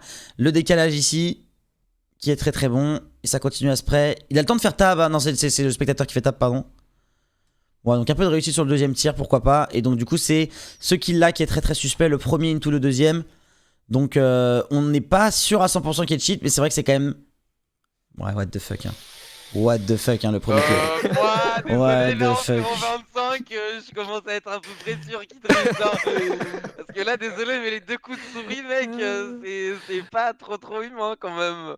Tout le monde peut avoir de la chance en fait, Lucky, je Oui, comprends pas. ouais, bah, surtout quand tu t'appelles 487 13 966 et que t'es polonais, quoi. Regarde ça. Oh non, là. En fait, il tire dans le mur et il flique en même temps en bougeant, mais il est pas en train de bouger. Ses pieds ne bougent pas ou il bouge en même temps? Ses Ah ouais, pieds là, il bouge, bougent et là. c'est le moonshot de sa vie du coup en vrai. Ça peut être le moonshot de sa vie quoi. C'est toujours possible. Ça peut être le moonshot de sa vie en vrai, parce qu'il est en train de se déplacer, il tire un petit peu à côté, et Mais la balle. les gars dans le chat, vous êtes trop naïfs, les gars. Genre, arrêtez de croire que les Ouais. gens, c'est pas des MS, ça c'est. Il a une Bunchess Gaming quoi. Moi, je me Ouais, dis que c'est un clip sorti de son contexte. C'est vrai que du coup, ce joueur-là a reçu Attends, des accusations. faut voir les scores du coup, les scores qu'il a fait dans les games, parce que grâce Il à est ce souvent super top site, on va. scoreboard, MVP. mais pas systématiquement. Il y a un de ses teammates qui a pas Ils sont mauvais non deux, plus. ouais, ils sont deux en gros. Alors, Et ils ont voilà. gagné contre 2-0 contre Unsigned, 2-1 contre Qui Hit, sont deux bonnes équipes en vrai, qui sont deux équipes pas mauvaises qui sont en place. 69-65 avec 21% de headshot. Ouais, Sneak Et avec C'est pas des- 18, Ah, mais il a pas 18 des first stats- kill, il a pas des 16 stats first death. de Donc cheater, le tu mec vois. qui bouge très très vite, qui joue très très agressif. Et du coup sur son premier match en BO3, il a fait une mauvaise game, hein, 49-58 avec seulement 14% de headshot, bizarre. 16 premiers kills, un différentiel de plus 7 en termes de premiers kills. Et sur le deuxième, paf, 69-65 avec 21% de headshot. Composition très agressive de leur part, vite fait, avec de la raise ici. Bon, ils ont un peu, ouais, non, compo à peu près méta. Ça joue beaucoup de choses du côté de nos amis de Hit avec de la Sky. Et du coup, c'est sur la map de Hassen du coup qu'il a fait son fameux play, j'imagine. Non, c'était pas contre eux, c'était contre une autre équipe. 19-26, 23-21, 27-18. Moi, je dis qu'il faut toujours plusieurs preuves. Il faut toujours. Non, bien sûr, j'attends de bien sûr. Mais voir. par contre, Ah, bien sûr, honnêtement, mais le clip- s'il le cheat clip est pas, fou, quoi. Le clip- c'est le une clip est moule chat fou, quoi. hallucinante. Hein. Le clip est quand même fou quoi. Moi Moi, j'avoue que plus que les kills, c'est vrai que c'est le decision making quoi. Ouais, le ouais. dash market pour les ouais. planter en A Ça, dans ça, cette ok. situation à 15 secondes de la fin, c'est ce que je trouve le plus étrange au Ouais, final. moi aussi, hein. Mais voilà, de toute manière, s'il y a quelque chose d'étrange, on peut quand même compter sur Riot pour intervenir parce qu'ils check tous les joueurs de ces qualifiers. Donc Ouais. je présume qu'ils ont dû. Là, il dash alors qu'il reste 6 secondes, c'est ridicule en plus. Enfin, il a jamais le temps. Enfin, genre. Ils ont dû entendre tout ça, ils doivent être dessus et de toute façon tout est entre leurs mains hein, quelque part. Donc C'est ça. on verra. Et donc, ça, c'est l'adversaire. De Hérétique ce soir, donc on va voir si ce soir. Merde, vous avez peut-être plus la bonne page. Hop, je vais Il est remettre. énervé. Hein. Ouais, donc ça, du coup, c'est le match ce soir de l'équipe Heretics. Voilà, donc le fameux match dont on vous parlait. Et normalement, si je ne dis pas de bêtises par rapport à l'arbre qu'on a du côté d'ici, vu que Alliance a été premier à gagner et que Alliance a joué contre les premiers, que eux sont deuxième, bon, logiquement, du coup, ici, c'est Heretics ou Shakalaka contre OG. Exactement. Normalement, ça doit être Heretics. Donc en vrai, Heretics, OG, G2 Nip, Alliance Wave, on peut avoir beaucoup de Français qualifiés au Master. Hein, Donc attends, pour le planning de 1PV, ce soir, on a les deux matchs ici. C'est ça. Et après, Et après, on a deux matchs par jour. Samedi, Ouais, les deux premiers matchs. Donc, C'est ça. Alliance et G2 qui joueront respectivement contre, on Wave l'a dit, et- Wave et Ninja in Pyjamas. Et ensuite, Fun plus Phoenix qui jouera contre Fnatic ou contre Guild. Et enfin, OG pour le dimanche qui jouera On a beaucoup de contre, transferts voilà. quand même là, dans ce top putain. Et bah, du coup, on en a chez un, Alliance, chez 2, Nip. 3, non, 1, chez 2, OG. 3, 4, 5, 6. On en a 6. Il y en pas a deux mal. chez les Naipiers donc. Il y en a deux chez il NIP. y a Exi quoi. Mais... Ah oui, parce qu'il est en francophone, du coup, on en a 1, 2, Francophone, 3, bien 4, 5, 6, 7, 8. Donc on a 8 francophones, 8 français sur 5 x 8. Donc 5 x 8, 40. Donc on a quand même une belle part de français. Pas dégueu. C'est vraiment C'est pas- c'est quasiment carrément pas un quart. Donc c'est vraiment très propre. Quasiment un quart. Ok, du coup, bah, on se bat quelques petits clips. Vous pouvez peut-être, pendant ce temps-là, je te propose de parler des résultats notables pendant que moi je balance des clips à l'image, mon cher Allez. Lolo. Clairement. Allez, go, on fait ça. Clairement, on part sur ça. Du coup, bah écoutez, résultat notable, deuxième semaine de Qualif où il y a eu pas mal de surprises, concrètement. Ça a commencé dès le début avec le premier tour en BO1 où on a vu malheureusement nos chers bros de chez Anthropic qu'on avait reçus il y a pas longtemps depuis Prague, depuis leur bootcamp, qui ont perdu au premier round, du coup, comme on l'a dit, contre Master Tsick. Onk qui a battu Corgi. Corgi, au final, équipe qui a pas tenu longtemps et qui a déjà split, pour ceux qui les suivaient peut-être, c'était l'équipe de la Ouais. Impro. Ouais, ils ont Ouais, annoncé qui leur... cherchait une structure et tout là. ils ont annoncé leur disband, ils ont annoncé qu'ils étaient tous à l'FT. J'ai vu ça passer sur Twitter, ça a pas duré longtemps. Catastrophique. Voilà. Deuxième surprise, c'est Raise Your Age qui se fait sortir en BO3 contre Krim. On vous rappelle, Raise Your Age, projet assez ambitieux avec Cined, Kayles, Coldamenta qui a été créé et qui tombe en BO3 contre l'équipe de IDEX, notre cher IDEX, ça fait grave plaisir contre le Cream Real Betis, avec IDEX qui a fait une très bonne game sur sa Killjoy notamment. Donc très beau résultat pour cette équipe espagnole du coup d'IDEX, et gros fail pour Azure Age Gaming qui prétendait à beaucoup mieux.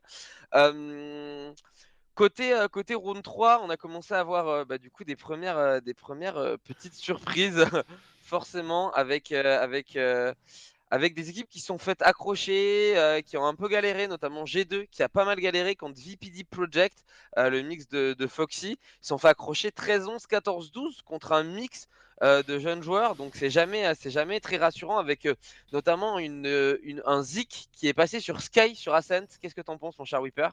Un avis peut-être? Non, bah, pas de problème avec Sky. Je trouve que c'est de plus en plus sorti. Les waves, il y a 2 semaines, se sont notamment illustrés avec une line-up qui utilise une Sky. Et c'est vrai que ce qui est intéressant, c'est que ça peut remplacer à la fois un Breach, mais aussi un Sova. Donc ça ouvre un peu les pick rates. Actuellement, Sova, c'est quand même un des must-pick dans la plupart des maps. Donc pouvoir essayer autre chose, je trouve ça quand même intéressant. Ça permet de nouveaux combos. Donc voilà, pas très étonné au final. Et même Ouais. content. Ok. Côté français, du coup, on a eu pas mal de gens qui ont avancé.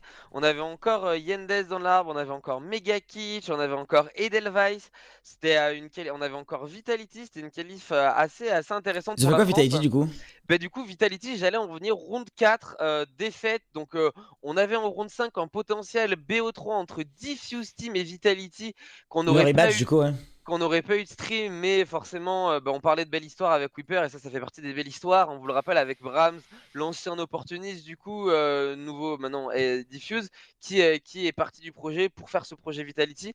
Donc clairement, on s'attendait à un match de fou. Malheureusement, Vitality qui tombe contre Team Ippon, équipe bulgare, emmenée notamment par Tijen, qui a fait un joli tournoi, qui a accroché Diffuse juste après, et qui a fait tomber Vitality, des Vitality qui tout simplement, je pense, sont pas du tout encore en place. Je les ai vus cruellement manquer de jeu, tout simplement, que ce soit en attaque ou en défense. Et côté individualité, on a eu un peu du mal à rentrer dedans. Donc voilà, Vitality qui sort et qui aura bien sûr une fois de plus sa dernière chance dans 2 semaines. Mega Kitsch qui est tombé contre Team Liquid. Mega Kitsch, Attends, mais Team Liquid, ils ont rejoué le. Attends, j'ai des conneries.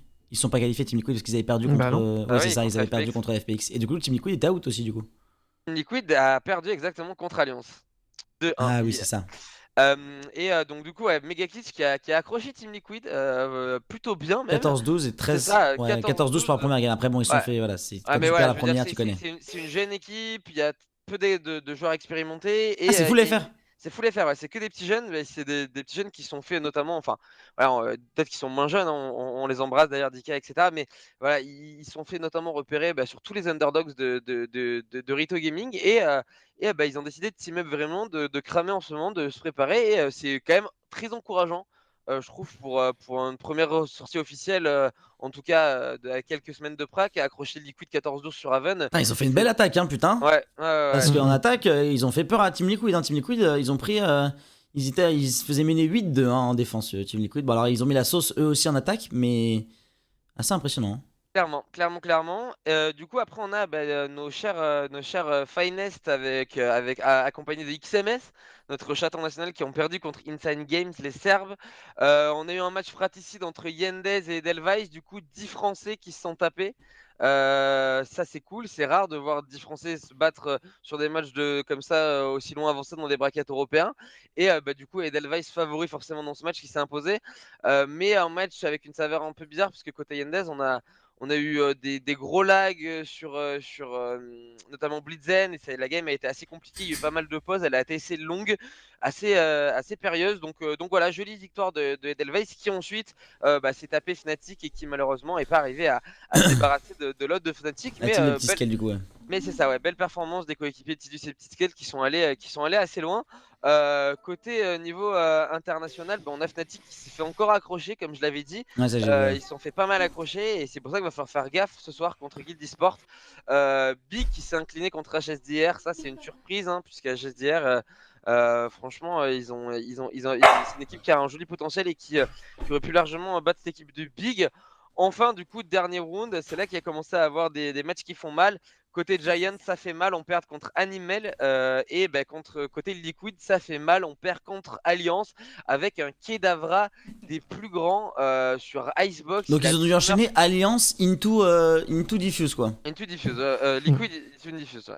Ouais, Liquid into Diffuse. Exactement. Et donc du coup, première map largement remportée par Liquid, on a pris un joli stomp. Et après, on vient se réveiller sur Icebox, le pic d'Alliance. On vient mettre 13-1 à Team Liquid pour ensuite enchaîner sur la dernière map qui est Split. Ils ont mis 13-1 sur Icebox. Ouais, avec un Kedavra, regarde, avec un Kedavra en flying jet complètement en roue libre. Mais 13-1 c'est insane. Ils ont mis 11 rounds en défense. 11-1 et puis gun round, dernier round. Ils ont pas joué la game. La tarte. La tarte. Et Liquid sont loin d'être mauvais sur la map en plus. Hein. Putain, c'est impressionnant. Et ils jouaient avec Viper Reyna du coup. Et sans Killjoy. Sans Killjoy, ils ont commencé en défense, ils avaient pas de contre. Comme beaucoup de compositions sur Sizebox à l'heure actuelle, Lucie. Hein. Ouais, bien sûr, bien sûr. Je sais qu'il y a beaucoup d'équipes qui jouent Killjoy, enfin qui ne jouent, mais ne pas jouer Killjoy et gagner 11 rounds en défense, et ni avoir Cypher ni avoir de Killjoy, c'est quand même un joli. Ouais. Intéressant à regarder cette game à mon avis. C'est la compo qu'on commence à avoir pas mal sur Icebox là. C'est un peu la compo type Sage, Viper, Reyna, Jet, Sova. Ça commence un peu à être la compo type qui ressort, en tout cas en Europe. Ok, incroyable. Du coup, comme tu disais, Giants qui s'incline contre les Animal. Alors ça c'est une mauvaise perf et c'est ce qui, comme l'a dit auparavant Whipper, coûte peut-être le fait que l'épisode quoi. C'est ça exactement, ou en tout cas à pousser à la décision. À pousser à des décisions côté direction de chez Giants. Mais ouais non clairement mauvaise performance de Giants, mais ça arrive et il faut rester focus. Animal, joueur équipe finlandaise qui est pas forcément qui est pas du tout connu pour être honnête, avec des joueurs complètement inconnus même de la ranked, performance assez intéressante, surtout qu'il n'y a pas eu un gros carry dans des joueurs, on est allé la chercher collectivement ce BO3 contre Giants, donc ça fait toujours plaisir à voir des performances comme ça, mais hier malheureusement ça n'a pas suffi contre G2, on s'est fait un petit peu rec, même si sur Bind c'était assez accroché, il y avait 7-7. Ouais, il y avait 7-7 à un moment, ouais. Je pense qu'ils manquaient d'un numéro de téléphone comme pseudo et peut-être qu'ils auraient pu faire quelque chose quoi. Whipper, tu me cherches. Et enfin du coup Fnatic qui gagne contre Edelweiss. Edelweiss qui malheureusement est pas arrivé à assurer contre Fnatic. 13-11 hein. Mais 13-11 sur la première map sur Haven, et apparemment de ce que j'ai compris des retours un peu que j'ai pu avoir. C'était pas casté ça du coup non? Non, c'était pas casté. Petit choc, donc on aurait pu clairement peut-être aller gratouiller une première map et ça aurait fait plaisir. Mais jolie performance des coéquipiers de Tidus et Gats qui franchement ont montré de belles choses sur cette qualif et c'est encourageant.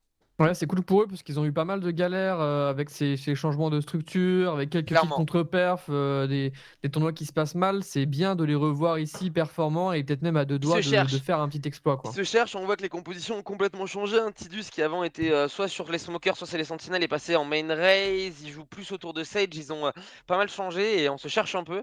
Et tandis que voilà, on voit qu'ils ont signé du coup dans cette structure Edelweiss. Structure suisse si je ne m'abuse. Oui, c'est le logo. Exactement, ouais. Écoute, c'est à peu près tout. Du coup, ensuite, on a eu, comme on l'a dit, alors la grosse déception du cul, c'est quand même Team Liquid, du coup, non? C'est la grosse équipe qui est pas là. Et du coup, Guild ou Fnatic ce soir, quoi, en gros. C'est ça.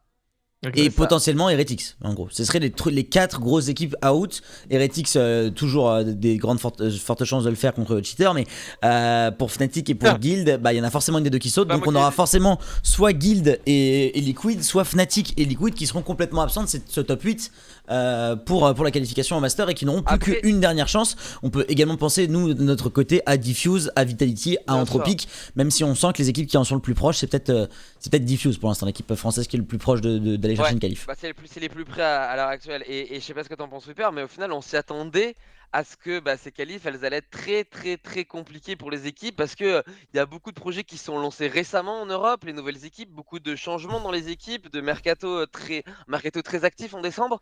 Et forcément, on s'attendait à ce que les équipes soient pas forcément prêtes. Et il y a forcément des absents. Le tournoi est bâtard, il n'y a pas de lower bracket, donc forcément, il se passe des choses et 8 slots, c'est pas beaucoup. C'est ça, très peu de place pour beaucoup de prétendants, beaucoup d'équipes qui se sont structurées, qui se sont formées en effet ces dernières semaines, avec des contrats, avec une recherche derrière pour essayer d'avoir un projet cohérent. Et donc, on le remarque, quoi. Il y a des surprises, il y a des nouvelles équipes qui éclosent, d'autres qui passent un peu à côté, mais forcément, il y a des résultats dans tous les sens qui sont pour l'instant Oula. encore difficiles peut-être à traiter, quoi. Lutti, tu es en train de glisser. T'es en train de glisser Du là, coup, moi j'ai suivi ce match. Bon, pour en parler un petit peu de votre performance, vous avez quand même extrêmement bien joué. Vous avez malheureusement un petit peu de choc sur les 2 dernières cartes avec des rounds très très importants. C'est des maps de très longues, 47 minutes et 46 minutes 50. Ça a été de longue haleine. Vous avez pris un petit peu la sauce sur Haven. Donc vous étiez mené 1-0. Moi je suis arrivé, j'ai regardé toute la map d'Ascent et toute la map de Split. C'était vraiment très close. Ça s'est vraiment joué à pas grand chose. Des petits détails qui font un petit peu mal. Mais l'Institut qui fait encore une fois une très belle performance. J'imagine que eux ils ont perdu juste derrière. Ouais, ils ont ils pris ont 13-1, 13-2. Voilà. Ils ont joué contre Heretics, ils ont pris la sauce contre Heretics, donc bon.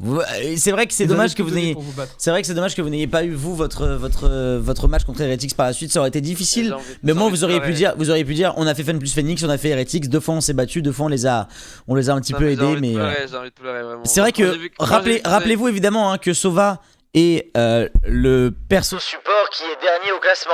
Loki 70-52. 34% de HS. Évidemment, recrutez-le, il fait bien la cuisine, mais il met mieux des têtes. Alors j'avoue, allez-y. 34% d'headshot, je m'attendais pas. Mais, je leur ai mis des pastilles, hein, il y a des jours. T'étais full confiant, Max, c'était insane. Hein. Ouais, j'étais assez confiant. Ouais. Bah, en fait, je les trouvais vraiment pas bons. Enfin, ils étaient archi readable et tout, c'était facile de jouer, mais malheureusement, avec Sauvage. C'est lui là qui a cassé les couilles en vrai. ZEDT, il a mis un nombre de runes clutch à base de 3-4 kills, ce petit bâtard de Omen là. Il vous a fait mal. Hein. Il y a des moments où il vous a vraiment fait mal. Sur Ascent notamment, si je me rappelle bien, il fait que 17 kills, mais sur les 17 kills, il y a genre 3 fois, c'est des triplés quoi. Le truc, c'est que c'est dur pour moi avec Sova de retourner beaucoup de rounds dans une game, et au final, on a toujours un peu joué comme ça aussi avec l'Institut. Et c'est vrai que là, on n'a pas du tout le temps de se préparer pour le coup. On a fait juste une soirée de prac vite fait. Voilà, c'était. Forcément, un peu déçu, mais on sera là, prochain qualifier, dans 2 semaines, avec toujours la même fin et toujours la même envie. Et puis, ça fait plaisir. En vrai, Lo a fait des grosses stats sur son stream. Les gens ont pu vivre le match. Il y a peu de stream au final. Et je sais que les gens aiment bien suivre un peu la com, etc.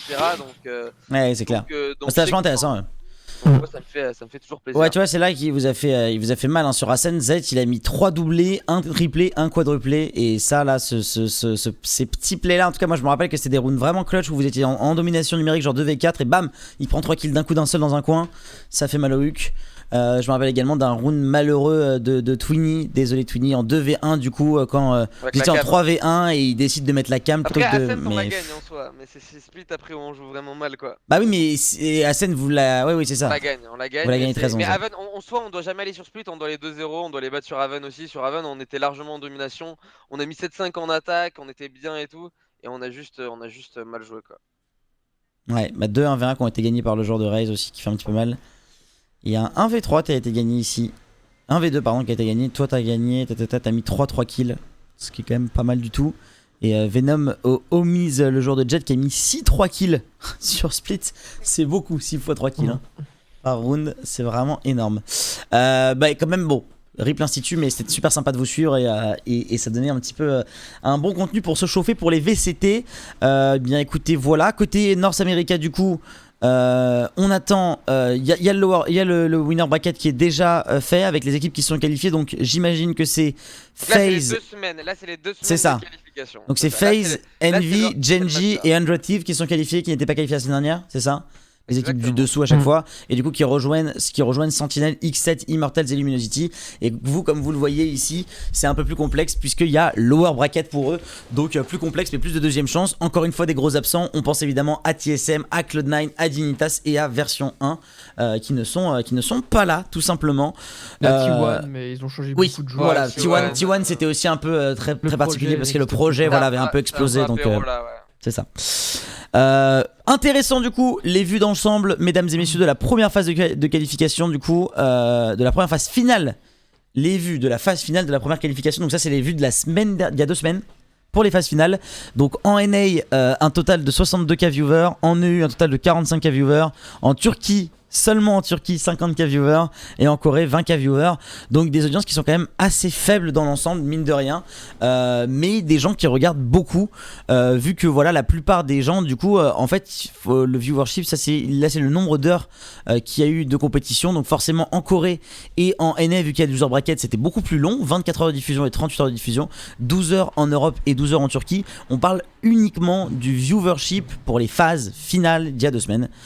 Voilà, tout simplement des chiffres qui vendent malheureusement pas encore du rêve, mais j'ai envie de voir attendre. Moi j'ai envie d'attendre les Masters maintenant. Moi j'ai envie d'attendre les Masters. Honnêtement, ça se met en place doucement mais sûrement. Les structures vont commencer à arracher les équipes qui se qualifient. Okami le jouet. Okami. Après les stats de l'Europe sont quand même, les stats européennes sont quand même très biaisées du fait qu'il y ait presque aucun stream et qu'on puisse suivre presque aucun match. Après là c'est que les finales, mais du coup il y a pas la sauce qui monte jusqu'au final en fait. C'est ça exactement. Là on aurait eu tous les premiers matchs là, tout à partir des VO3, tout streamé et tout. Crois-moi que les stats ça serait pas ça. Regarde la preuve, Tigen dans son match contre Vitality quand ils ont battu du coup Vitality là, l'équipe qui a surpris Hippon, il avait 4000 viewers quoi sur son stream le mec quoi. Donc alors qu'il dépasse pas les 30 d'habitude. Donc en vrai les stats sont un peu biaisés du fait qu'il y a très peu d'heures de diffusion comme tu l'as dit Lutti et très peu de matchs streamés quoi. Et que il y a eu des surprises en plus de cela, il y a eu quand même beaucoup de surprises en Europe et il y a eu des gros bonnets qui ont pas suivi et en plus de ça la diffusion est encore assez diffuse et est pas centrée trop au même endroit. Ouais, comme le dit Céline McFly, c'est quand les matchs parce que je suis LOL, je suis beaucoup, mais Valorant je suis complètement perdu. Enfin, c'est vrai que c'est un peu pas évident. VLR.gg VLR.gg mon ami, tous les matins réveille-toi, va sur VLR.gg, il y a les matchs de la journée, il y a les events, il y a les news, il y a les équipes. Il y a des trucs en live là à l'heure actuelle. Hein. Ouais, il y a plein de choses en live. Il y a même le live de tous les streamers sur Valorant, il y a vraiment tout. Et c'est vrai que du coup pour ces statistiques, il faut prendre en compte que le NA, ils sont couverts par des streams beaucoup plus tôt, dès les premiers jours de qualification. C'est ça, il y a une plus grande phase de ouais. Comment est-ce que je trouve le stream une fois que je suis là? Ah, je clique là? Non. Sur les matchs après. Regarde là, full match, VOD stream, tu vois pas là? Je suis débile. En dessous du score. C'est débile. Ah, il est marqué là? Non. Oh, ici, voilà. En full bas. match. Là, voilà, full VOD match. à gauche. Stream à gauche. Mais attends, mais t'es aveugle, mec, quoi. Voilà, ici, là. Non, oui. Ah, ça. Oh, oui. Bien joué. Sindri, Kutaro. Il pète pas le bot. Allô. Ok, son teammate est là pour lui. Confiant. Trust ton mate. Bam! Ils sont tellement. Il fait tellement confiance à son teammate. Il a fait 1 kg snipe, ça y est. Ouais, il a fait 1 kg snipe, il y a 4 castors. Oh ils sont en tricast en Corée, hein. C'est vraiment un truc qu'ils font chez eux. Ils se font des blagues, ils parlent tous en même temps, on s'en bat les couilles, c'est trop rigolo. Tu pondé, moi je pondé aussi. Non, et du coup voilà, sur vlr.gg, tu cliques sur live. Une fois que tu cliques sur live, il y a les petits logos là normalement, et après il y a le stream avec marqué stream. Voilà, j'avais pas ça que j'avais pas vu. Et là on est aux Philippines. Interview de Gadorez. Wow, incroyable son la Wavy. Vraiment le gars il joue dans sa petite maison de campagne quoi, ça me fume. Someone des papouilles il a dit. Il veut des papouilles. Les castors qui gagnent la journée, quel plaisir. Le racisme primaire ça fait beaucoup rire Loki. Someone des papouilles. Ouais de ouf, le trust pour pas toucher le robot alors que le robot allait lui exploser la gueule, c'était assez impressionnant. Et bien voilà, bah messieurs, écoutez,